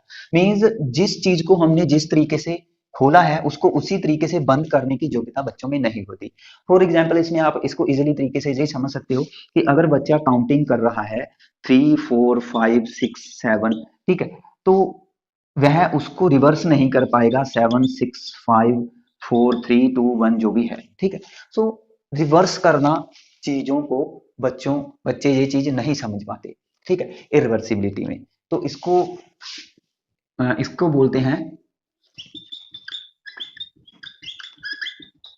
हिंदी में ये वर्ड आपको मिल सकता है, ठीक है, कि दोहरा नहीं सकता बच्चा, ठीक है, उसको वापस उसी तरीके की सिचुएशन में नहीं लेके आ सकता किसी वस्तु को, ठीक है, तो ये होता है इरिवर्सिबिलिटी। क्लियर है? तो ये सिंपल था इरिवर्सिबिलिटी। आगे इसमें ये आप नोट कर लेना, ये मोस्ट इंपोर्टेंट पीरियड है, इसको बोलते हैं इनिशिएटिव पीरियड, ठीक है, इसको बोलते हैं अंतदर्शी अवधि, अंतदर्शी अवधि या अंतदर्शी काल, ठीक है, यह लगभग 4 से 7 वर्ष की विशेषता है अंतदर्शी। इसमें एक बच्चे में थॉट्स बन जाते हैं जिसको बोलते हैं हम परसेप्चुअल थॉट, ठीक है, जिसको हम परसेप्चुअल थॉट्स बोलेंगे। जहां सिंपल हम कह सकते हैं कि इसमें बच्चा कल्पनाएं करने लग जाता है, कल्पनाएं करने लग जाता है, लेकिन इसमें जो कल्पना है उस कल्पना में रियलिटी का गुण नहीं पाया जाता, ठीक है, जो भी कल्पना है रियलिटी का गुण नहीं पाया जाता। जैसे कि छोटे बच्चे सिंपली कहें भूतों की जो कहानियां होती हैं, ठीक है, उस पर विश्वास कर लेना, भूतों की कहानियों पर विश्वास करना, तो ये क्या है, एक इनिशिएटिव पीरियड की विशेषता है। उससे जो सपने आते हैं तो उसको वो सपने भी सच लगते हैं, ठीक है, तो सपनों को सच मानना यह एक इनिशिएटिव पीरियड की विशेषता है। जो भी एक थॉट्स जो कि एक तरीके की कल्पना हो सकती है, ठीक है, परसेप्शन हो सकती है, वो क्या है उसके दिमाग में बन गई तो वो क्या है उनको सच मानने लग जाते हैं। इसमें जैसे कि एक सिंपल सा एग्जांपल ले लेता हूं मैं, जब बच्चे अ, कल्पनात्मक खेल खेलते हैं, कल्पनात्मक खेल, ठीक है, कल्पनात्मक खेल खेलते हैं तो वह इनिशिएटिव पीरियड की विशेषता है। अब भाई कल्पनात्मक खेल होते हैं क्या, होते हैं कल्पनात्मक खेल, तो थोड़ा मैं यहाँ पे बता देता हूँ एग्जाम्पल से आप समझ जाओगे। कल्पनात्मक खेल जैसे कि यहाँ पे लिख देता हूँ, माचिस की डिब्बी को रेलगाड़ी बनाकर खेलना, सिंपल एग्जाम्पल है, माचिस की डिब्बी को रेलगाड़ी बना करके खेलना। अब माचिस की डिब्बियां लगा लो चलो, क्योंकि रेलगाड़ी के काफी डिब्बे होते हैं, तो जैसे ही बच्चे ने क्या किया, माचिस की डिब्बियों को आपस में जोड़ दिया, ठीक है, और जोड़ करके उसने उसको क्या समझ लिया कि यह रेलगाड़ी के क्या है, डिब्बे हैं, बॉक्सेस हैं, तो मीन्स ये एक कल्पनात्मक खेल उसका बन जाता है, ठीक है, ये एक कल्पनात्मक खेल बन जाता है। इसी को बोलते हैं, ये भी मिल सकता है मेक बिलीव प्ले, ठीक है, मेक बिलीव प्ले, ठीक है। सो कल्पनात्मक खेल इनिशिएटिव पीरियड की विशेषता है। इसमें बच्चा कल्पनाएं करता है और उन्हीं कल्पनाओं को वह सच मानने लग जाता है, हालांकि उसका रियलिटी के साथ कोई रिलेशन नहीं होता। तो सारी चीजों जो भी सारी विशेषताएं हमने की, इसमें यही बात आ रही है सभी में कि ये चीजें रियल नहीं होती। जैसे कि उसने एनिमिज्म में निर्जीव वस्तुओं को सजीव समझा, तो रियल नहीं है ना। ईगोसेंट्रिक में मीन्स अपने विचार अलग तरीके से एक्सप्लेन किए जो कि दूसरों से अलग थे, तो वो भी रियल नहीं है ना। इरिवर्सिबिलिटी हो गया, हमने इरिवर्सिबिलिटी किया जिसमें बच्चा जो भी एक प्रॉपर वस्तु है उसको जिस तरीके से हम ऑर्गेनाइज करते हैं, ठीक है, तो उसको वह क्या है वापस खोल नहीं सकता या बंद नहीं कर सकता। तो ये किस में आता है, इरिवर्सिबिलिटी में आता है, ठीक है। इनिशिएटिव पीरियड का संबंध भी फिर इसी से है कि बच्चा अपना मीन्स एक तरीके की थिंकिंग तो करने लग गया, ठीक है, थिंकिंग तो उसमें आ गई, लेकिन न ही यह थिंकिंग लॉजिकल है, न ही यह कॉन्क्रीट है, और ना ही यह एब्स्ट्रैक्ट है, ठीक है। मीन्स एक थिंकिंग उसमें बन रही है, लेकिन उसका तर्कपूर्ण होना या मूर्त होना या अमूर्त होना, तो या रियल होना, इसके साथ रिलेशन नहीं बनता, ठीक है।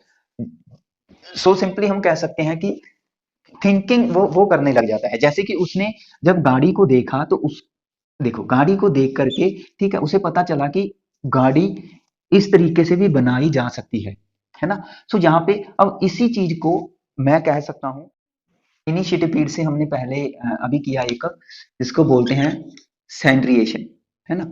सेंट्रिएशन हमने किया, तो उसमें भी हमने यही किया। उसमें भी हम ये एग्जांपल रख सकते हैं कि माचिस की डिब्बियों को रेलगाड़ी समझना, ठीक है। माचिस की डिब्बियों को, ये माचिस की डिब्बियां हैं, इसको क्या समझना, रेलगाड़ी समझना, ठीक है। हालांकि माचिस की वो डिब्बियां हैं, इसकी विशेषता कुछ अलग है, लेकिन उसने इसमें कौन सी विशेषता ऐड कर दी। जैसे कि हमने पेन की विशेषता देखी थी, रिमोट की विशेषता देखी थी, चेयर के बारे में हमने एग्जाम्पल लिया था, ठीक है। तो इसलिए मैंने कहा था कि ये एक दूसरे के साथ जुड़े हुए हैं, ठीक है। मीन्स विशेषताएं हैं जो यह विशेषता हमने की, वो प्री ऑपरेशनल स्टेज की विशेषता है। तो याद रखना भाई, जो बच्चा है अपनी इच्छाओं को समझने लग जाता है, बच्चा एक अह केंद्रवाद तरीके की जो प्रवृत्ति है उसको शो करता है, ठीक है। बच्चा सेंट्रिएशन शो करता है, इरिवर्सिबिलिटी का गुण उसमें आ जाता है, इनिमिज्म का गुण जो है वो उसमें आ जाता है, ठीक है। और इसी को जो हमने बोला ना, हमने किया था इनिशिएटिव, हमने इनिशिएटिव पीरियड किया, इसी में आती है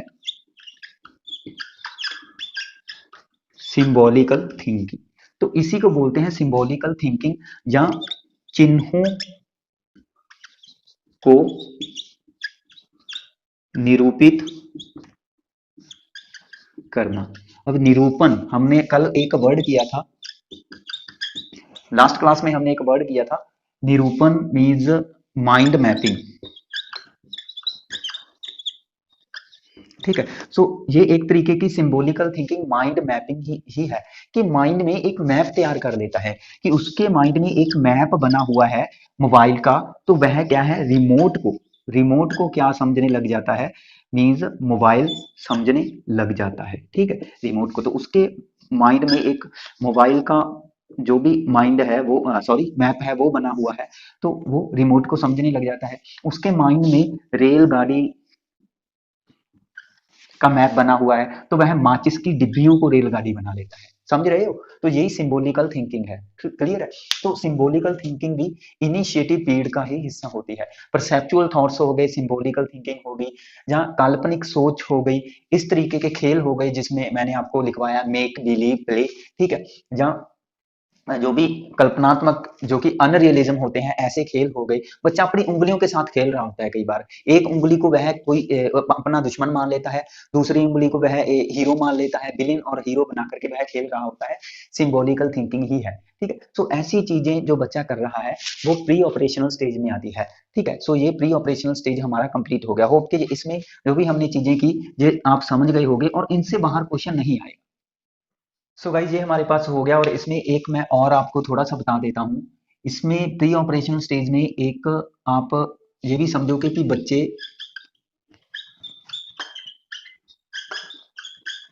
कलेक्टिव मोनोलॉग होते हैं। Collective monologue means collective monologue means ऐसी बातें करना जो कि जिसका कोई न तो सिर होता है न ही पैर होता है, मीन्स बिना सिर पैर की बातें करना, ठीक है।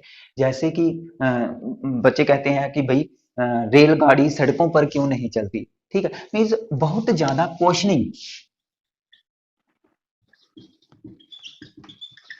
बच्चे जब बहुत ज्यादा अपने बड़ों से पूछते हैं तो वो हम कह सकते हैं कि बच्चे कलेक्टिव मोनोलॉग होते हैं, क्योंकि उनके उनके पास जो इन्वायरमेंट में देखते हैं तो उनको वह जानने की कोशिश करते हैं, जिसके कारण वह फिर दूसरों से, अपने माता पिता से, अपने भाई बहन से बहुत ज्यादा क्वेश्चनिंग करते हैं, ठीक है। जिससे कई बार मीन्स जो पेरेंट्स हैं वो क्या है कि उनके क्वेश्चन का आंसर देते देते थक जाते हैं कि भाई हर बार आप बोलते रहते हो, है ना।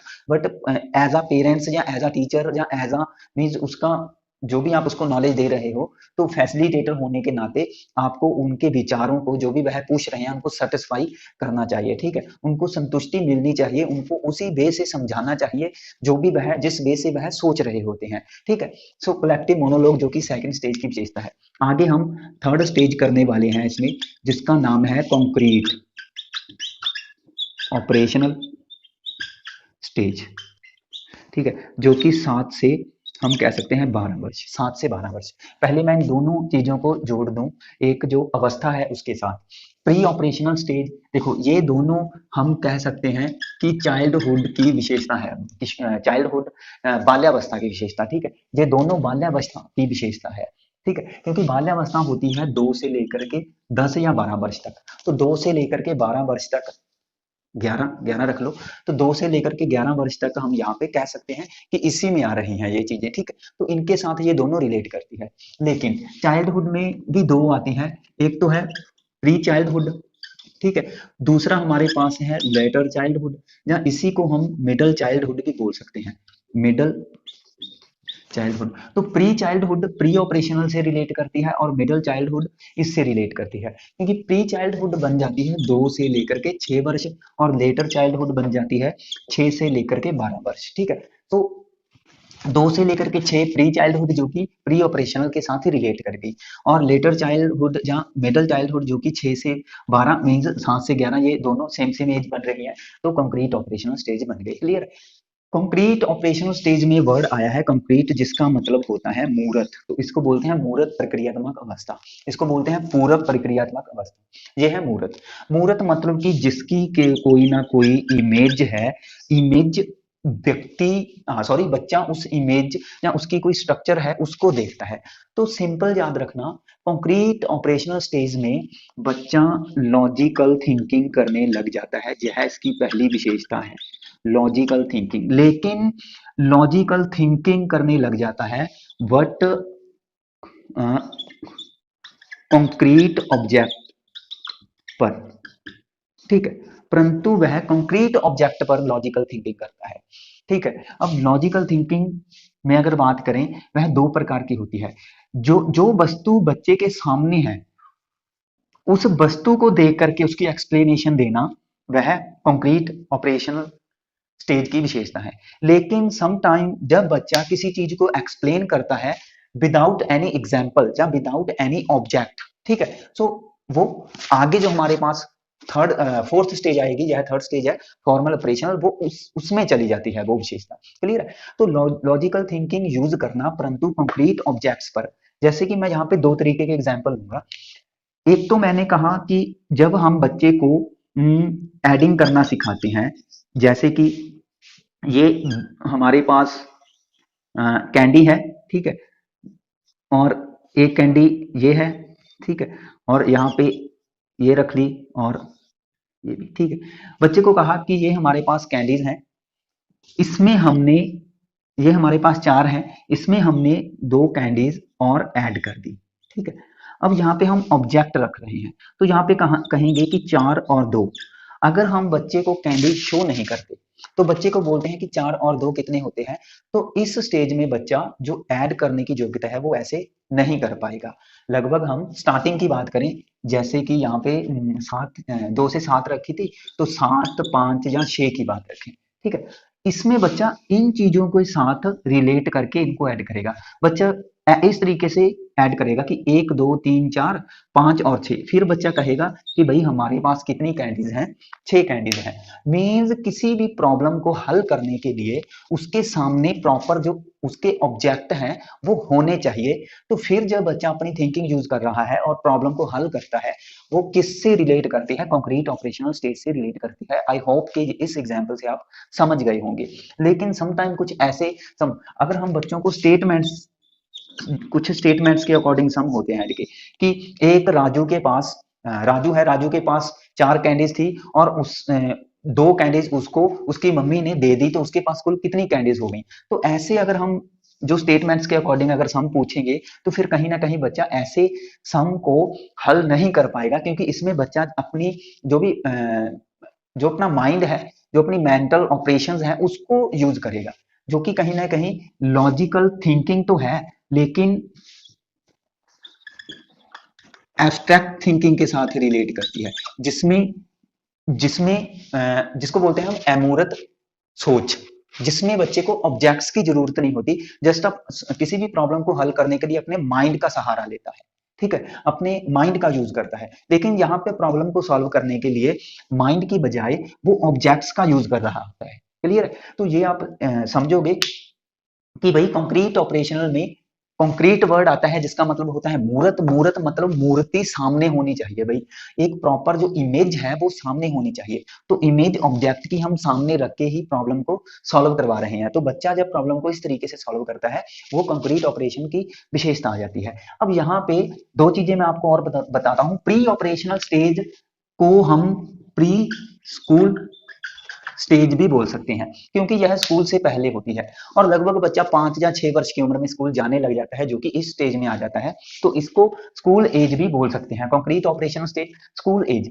तो बच्चा स्कूल जाने लग गया तो हम मान सकते हैं कि बच्चा जो भी है, काउंटिंग है, कैलकुलेशन है, वो थोड़ी बहुत करने लग जाता है। तो इसमें हम कह सकते हैं कि बच्चे में न्यूमरेशन की विशेषता आ जाती है, मीन्स कैलकुलेशन करना या काउंटिंग करना, ठीक है, बच्चा गिनती वगैरह, ठीक है, करने लग जाता है। न्यूमरेशन में एडिंग, सब्सट्रैक्टिंग या अलग करना, ठीक है, गुणा करना, इस तरीके की प्रक्रियाएं वो करने लग जाता है। सेकंड विशेषता आती है क्लासिफिकेशन। तो बच्चा जो भी वर्गीकरण है, ठीक है, क्लासीफाई है चीजों को, ठीक है, वो भी करने लग जाता है कि चीजों को विशेषताओं के अनुसार उनको क्लासीफाई करना, ठीक है।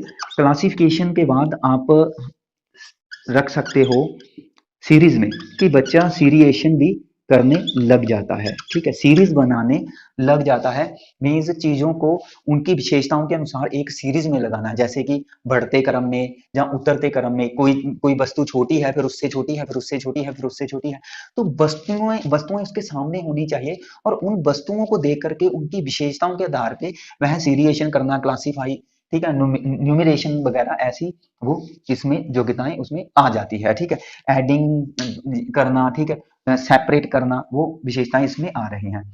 इसमें हमने गुण किया था सेकंड स्टेज में ईगोसेंट्रिक का गुण, ठीक है। तो ईगोसेंट्रिक का गुण इसमें हम कहेंगे खत्म हो जाता है। तो बच्चा ईगोसेंट्रिक के गुण को समाप्त कर देता है। मीन्स बच्चा जो एक दूसरों, उनके विचार भी बड़ों जैसे यहाँ पे होने लग जाते हैं। तो ईगोसेंट्रिक का गुण समाप्त कर दिया। हमने एक विशेषता पढ़ी थी इसमें, रिवर्स इरिवर्सिबिलिटी, और इरिवर्सिबिलिटी का गुण भी इसमें समाप्त करके बच्चा रिवर्सिबिलिटी करने लग जाता है, ठीक है। रिवर्सिबिलिटी का गुण उसमें आ जाता है, ठीक है। रिवर्सिबिलिटी हो गया, मीन्स अब वह चीजों को उल्टना पलटना सीख जाता है। मीन्स किसी पेन का आप कवर खोल दो, उसका कैप खोल दो, उसका जो भी कवर है वो खोल दो, उसमें से रीफिल निकाल दो, तो वो बच्चा उसको बंद कर देगा, ठीक है। या सिंपली हम कह सकते हैं कि बच्चा जो काउंटिंग है उसको रिवर्स कर सकता है, ठीक है। वह 10 9 8 7 6 इस तरीके से वह काउंटिंग को रिवर्स कर सकता है। तो रिवर्सिबिलिटी का गुण उसमें आ जाता है। इस स्टेज में हमने एक गुण पढ़ा था सेंट्रिएशन का, ठीक है। आपको याद होगा सेंट्रिएशन कि एक प्रॉपर जो विशेषता है, जस्ट अपने दिमाग से बना करके फिर उसी तरीके से चीजों के साथ रिएक्ट करता है। तो वो गुण खत्म करके इसमें गुण आ जाता है बच्चे में डिसेंट्रिएशन, ठीक है। डिसेंट्रिएशन जिसको बोलते हैं विकेंद्रीकरण, विकेंद्रीकरण, ठीक है।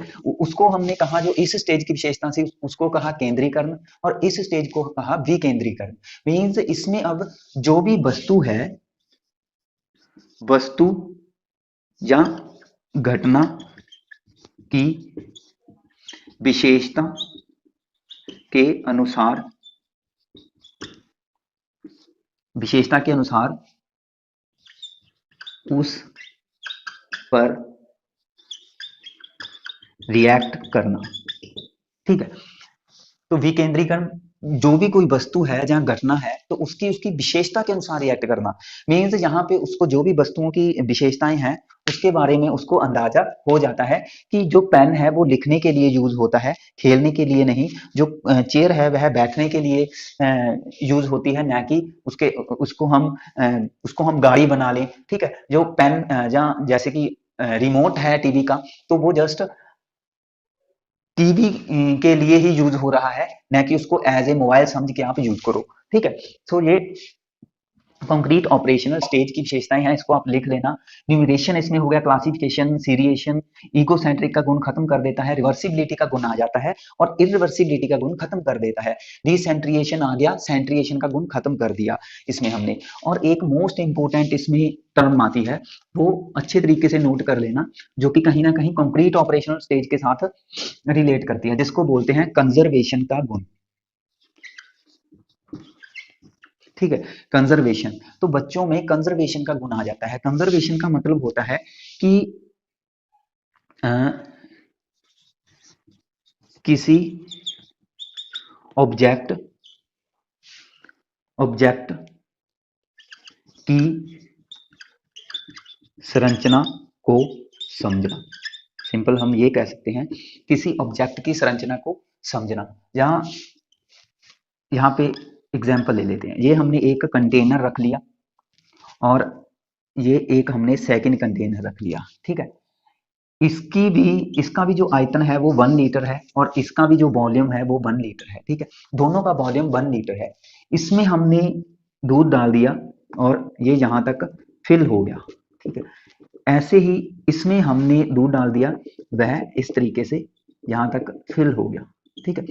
तो बच्चों को बिठाया और बच्चों को ये पूछा कि भाई यह बताओ कि किसमें दूध की मात्रा आपको ज्यादा लगती है, किसमें कम लगती है, या दूध समान है, ठीक है।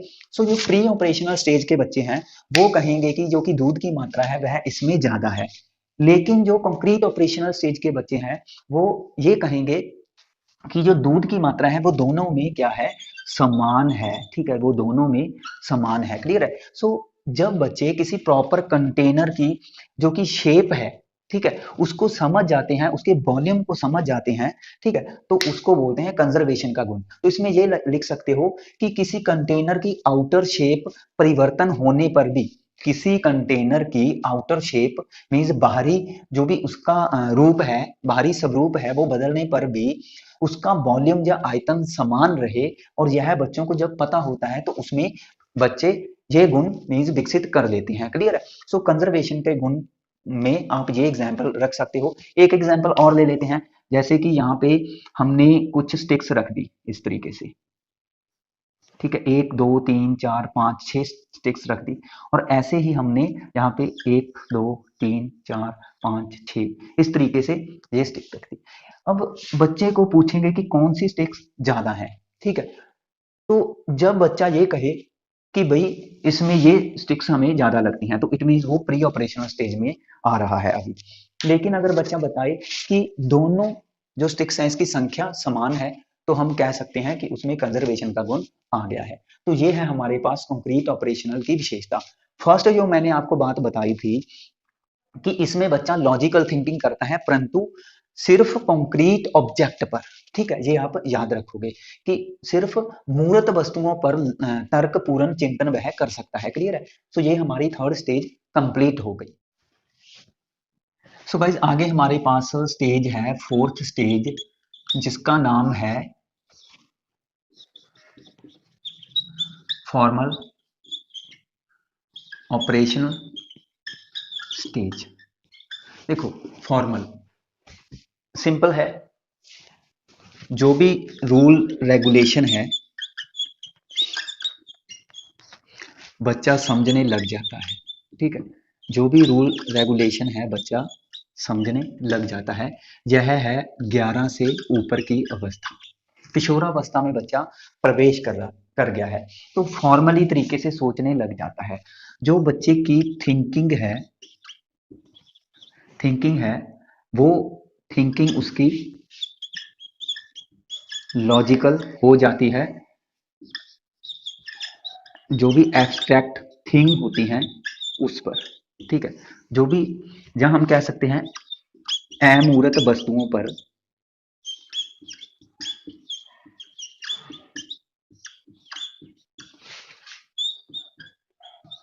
तर्कपूर्ण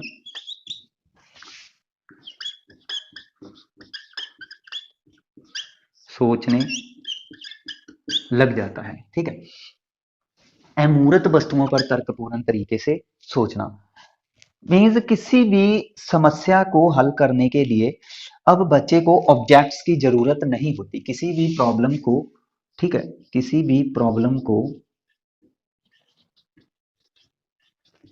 हल करने के लिए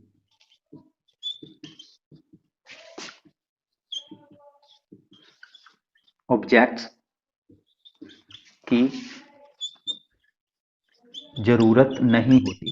ठीक है, तो वह अपने, हम कह सकते हैं कि जो भी अपना माइंड है उसका पूरा यूज करने लग जाता है। ठीक है, अपने माइंड का अच्छे तरीके से यूज करने लग जाता है। तो ये कुछ विशेषताएं हैं, ये लिख लेना। ऐसे ही इसमें बच्चा, हम कह सकते हैं, अ, ये पहला गुण है हाई इक्विलिब्रियम। हाई इक्विलिब्रियम हो जाता है मींस जो भी, देखो हमने टर्म पढ़ी थी, इक्विलिब्रियम टर्म हमने पढ़ी थी जब हमने एसिमिलेशन और अकोमोडेशन किया था। तो इक्विलिब्रियम का मतलब है कि जो भी बच्चा अपने विचार बना रहा है, जो भी बच्चा नॉलेज ले रहा है, तो उस नॉलेज को यहाँ पे वह अच्छे तरीके से करेक्ट कर लेता है। ठीक है, वह अच्छे तरीके से करेक्ट कर लेता है। तो बैलेंस करने की जो क्षमता है वो हाई हो जाती है बच्चे की। ठीक है, इसमें आप एक और याद रखोगे, deductive reasoning, use of deductive reasoning. और इसमें एक और लिख देता हूं,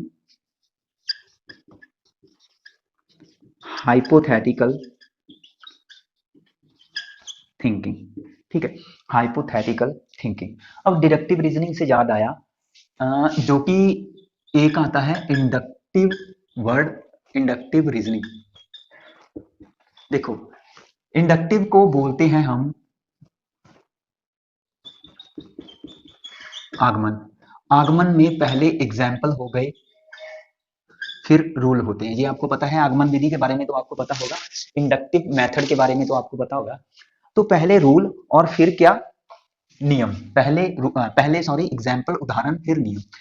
तो मैंने आपको थर्ड स्टेज में बताया था, थर्ड स्टेज में हमने बताया था, थोड़ा मैं इस चीज के बारे में बता दूं कि यह चीज थर्ड स्टेज के साथ कैसे रिलेट करती है। हमने थर्ड स्टेज में किया कि बच्चे को जब हम ऑब्जेक्ट्स देते हैं फिर वह प्रॉब्लम को सॉल्व करता है। ठीक है, बच्चे को ऑब्जेक्ट, तो ऑब्जेक्ट अगर बात करें तो यह एग्जाम्पल का काम करते हैं। ऑब्जेक्ट जब एग्जाम्पल का काम करते हैं तो ऑब्जेक्ट को समझ करके वह क्या है, आगे एक नियम बना रहा होता है बच्चा। ठीक है, तो इसलिए इंडक्टिव रीजनिंग जो है यह थर्ड स्टेज की विशेषता है। ठीक है, यह थर्ड स्टेज है जो हमने कर ली है, ये मैं बताना भूल गया था। अभी जब मैंने इसको किया तो ये माइंड में आ गया। तो इंडक्टिव जो रीजनिंग है यह थर्ड स्टेज की विशेषता है, ये आप अपनी कॉपी पे नोट कर लोगे। तो इंडक्टिव रीजनिंग में ऑब्जेक्ट्स को देख करके रूल्स बनाना, मींस ऑब्जेक्ट्स रूल, और जो भी सॉल्व फिर कर ली प्रॉब्लम वो रूल बन गए। ठीक है, ऑब्जेक्ट एग्जाम्पल है यहाँ पे। ठीक है, तो डिडक्टिव रीजनिंग, तो डिडक्टिव क्या हो गया, निगमन, निगमनात्मक तर्कपूर्ण विचार होते हैं बच्चे के। ठीक है, निगमनात्मक तर्कपूर्ण विचार। हाई इक्विलिब्रियम मींस अपने आप को, अपने विचारों को बच्चा बैलेंस रखता है हाईली तरीके से। ठीक है, डिडक्टिव रीजनिंग निगमनात्मक। अब इसमें निगमन में होता क्या है, ये भी आपको पता होगा कि पहले भाई नियम आते हैं। पहले क्या आते हैं, नियम, फिर हम कहते हैं कि उदाहरण आते हैं, एग्जाम्पल आ रहे होते हैं, ठीक है। सो यह थिंकिंग बच्चों में फोर्थ स्टेज में आती है, ठीक है। फॉर्मल ऑपरेशनल स्टेज में यह थिंकिंग डिडक्टिव रीजनिंग की वह नियम बनाता है और उनसे रिलेटेड जो भी कुछ एग्जाम्पल देने होते हैं वो दे देता है, ठीक है। सो उसको एग्जाम्पल्स की पहले जरूरत नहीं पड़ती, उसके सामने ऑब्जेक्ट रखो चाहे ना रखो, वह किसी भी प्रॉब्लम को अपने माइंड से हल करने लग जाता है फॉर्मल ऑपरेशनल स्टेज में। हाइपोथेटिकल थिंकिंग होती है जिसमें हमने किया था ना कल्पना, तो यह कल्पना जो हमने कल्पना सेकंड स्टेज में की थी इनिशिएटिव पीरियड में, जो कल्पना हमने की थी यह उस कल्पना हाइपोथेटिकल, यह एक कल्पना होती है लेकिन जो इनिशिएटिव पीरियड में की थी उससे अलग होती है, ठीक है। होती एक कल्पना है लेकिन इनिशिएटिव पीरियड की कल्पना से अलग। इसमें जो कल्पना होती है वह रियलिज्म होती है, ठीक है। वह रियलिज्म होती है, मीन्स इसमें वास्तविकताओं को समझने लग जाता है, वास्तविकता को समझना। मीन्स इनिशिएटिव पीरियड में अगर हम उसको भूतों की कहानियां सुनाएं तो वह भूतों पर विश्वास करने लग जाएगा, लेकिन हाइपोथेटिकल थिंकिंग में वह ऐसी चीजों पर विश्वास नहीं करेगा, ठीक है। जो मीन्स किसी भी तरीके की जो कि हम मानते हैं कि यह वास्तविक तरीके से इसकी कोई एग्जिस्टेंस नहीं हो सकती, तो वो मीन्स बच्चे फिर उसी तरीके से सोचने लग जाते हैं कि भाई जो अगर हम बात करें भूत वगैरह की है ना, आत्मा वगैरह की, तो इसकी वास्तविकता नहीं होती, यह हमें नई चीजें दिखाई देती, तो इट मीन्स बच्चा फिर इस तरीके की थिंकिंग रखने लग जाता है। रियलिज्म कल्पना करना, मीन्स जो भी कल्पना कर रहा होता है, अब कल्पना किससे रिलेट करती है, उसके भविष्य से। मीन्स हम कल्पना कब करते हैं, हम कुछ ना कुछ भविष्य में करना चाहते हैं तभी करते हैं ना हम कल्पना। तो भविष्य में जो वह अपने एम है या गोल है उनका निर्माण करने लग जाता है, तो फिर उसी को बोलते हैं हाइपोथेटिकल थिंकिंग। मीन्स भविष्य में उसने करना क्या है, उसका क्या एम है, क्या गोल है, ठीक है, क्या उसका पर्पज है यहाँ पे संसार में आने का, तो ऐसी चीजें उसको समझ आ जाती है, तो फिर वह रियलिज्म हो जाता है, उसकी सोच जो है वह वास्तविकता तरीके की हो जाती है।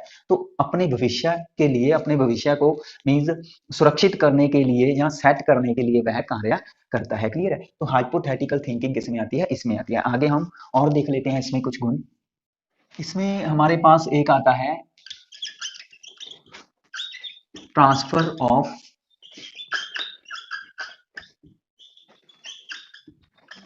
अंडरस्टैंडिंग, ठीक है। मीन्स अपनी समझ है या जो भी उसने सीखा है कुछ, ठीक है, उसको क्या करना, ट्रांसफर करना। तो सिंपल है कि अपने पुराने विचारों को नए विचारों के साथ जोड़ करके, ठीक है, हाईली तरीके से जो भी अपनी इंफॉर्मेशन है उसको करेक्ट करना या सीखना या अपनी समझ है, ठीक है, उसको नए विचारों में ट्रांसफर करना, तो वो चीजें इसमें बच्चा सीख जाता है। तो ये कुछ इंफॉर्मेशन थी जो कि फोर्थ स्टेज की विशेषता है में आती है, ठीक है। तो फोर्थ स्टेज जिसका नाम है फॉर्मल ऑपरेशनल स्टेज, ठीक है। तो फॉर्मल ऑपरेशनल स्टेज याद रखोगे कि बच्चा फॉर्मली वे से सोचने लग जाता है, ठीक है। उसके जो विचार है वह वास्तविक हो जाते हैं, ठीक है। जो भी किसी समस्या है उसको वह अपने माइंड से हल करने लग जाता है, हाईली तरीके से जो इक्विलिब्रियम है वो उसमें आ जाता है, डिडक्टिव रीजनिंग आ जाती है, अंडरस्टैंडिंग है, लर्निंग है, उसको वह ट्रांसफर करने लग जाता है, प्रेडिक्शन, ठीक है, प्रेडिक्शन भी करने लग जाता है। मींस आने वाले समय में उसने क्या करना है वो करने लग जाता है, जो कहीं ना कहीं हाइपोथेटिकल थिंकिंग के साथ रिलेट करती है, ठीक है। अमूर्त समस्याएं होती हैं उसको समझने लग जाता है, ठीक है। सो ये कुछ था कंसेप्ट हमारा प्याजे का। तो ये प्याजे की चारों स्टेजेस हो गई हैं, ठीक है। सो यहीं पे हम अपना जो लेक्चर है इसको ओवर करते हैं। आगे जो हमारा कॉन्सेप्ट रहने वाला है नेक्स्ट क्लास में, जो हम कॉन्सेप्ट करेंगे वो विगोस्की या कोल वर्ग में से एक कर लेंगे, देख लेंगे कल की क्लास में। तो अगर आपको यह वीडियो हमारी अच्छी लगी तो प्लीज वीडियो को जरूर लाइक करें, हमारे चैनल को सब्सक्राइब करें और बेल आइकन को भी जरूर प्रेस करें ताकि वीडियो की नोटिफिकेशन आपको मिल जाए। सो कल की क्लास भी इंटरेस्टिंग होने वाली है। विगोस्की से रिलेटेड कुछ पढ़ेंगे, ठीक है। विगोस्की पढ़ने के बाद प्याजे और विगोस्की के आपस में क्या विचार थे और प्याजे ने किन बातों को मुख्य माना था, मीन्स प्रायोरिटी दी थी, और विगोस्की ने। सो ये सारी चीजें धीरे धीरे धीरे धीरे लगातार होती जाएंगी। तो बस रिक्वेस्ट है कि भाई चैनल के साथ जुड़ जाएं और ज्यादा से ज्यादा अपने फ्रेंड सर्कल में इन चीजों को शेयर करें, ठीक है, ताकि हमारे पास ज्यादा से ज्यादा कैंडिडेट हो, ठीक है। सो सभी लेक्चर साइको के आपको इसी वे से प्रोवाइड करते जाएंगे। Thanks for watching. Click on the give icon to subscribe us. Please subscribe us for more updates. Click on the give icon to subscribe us.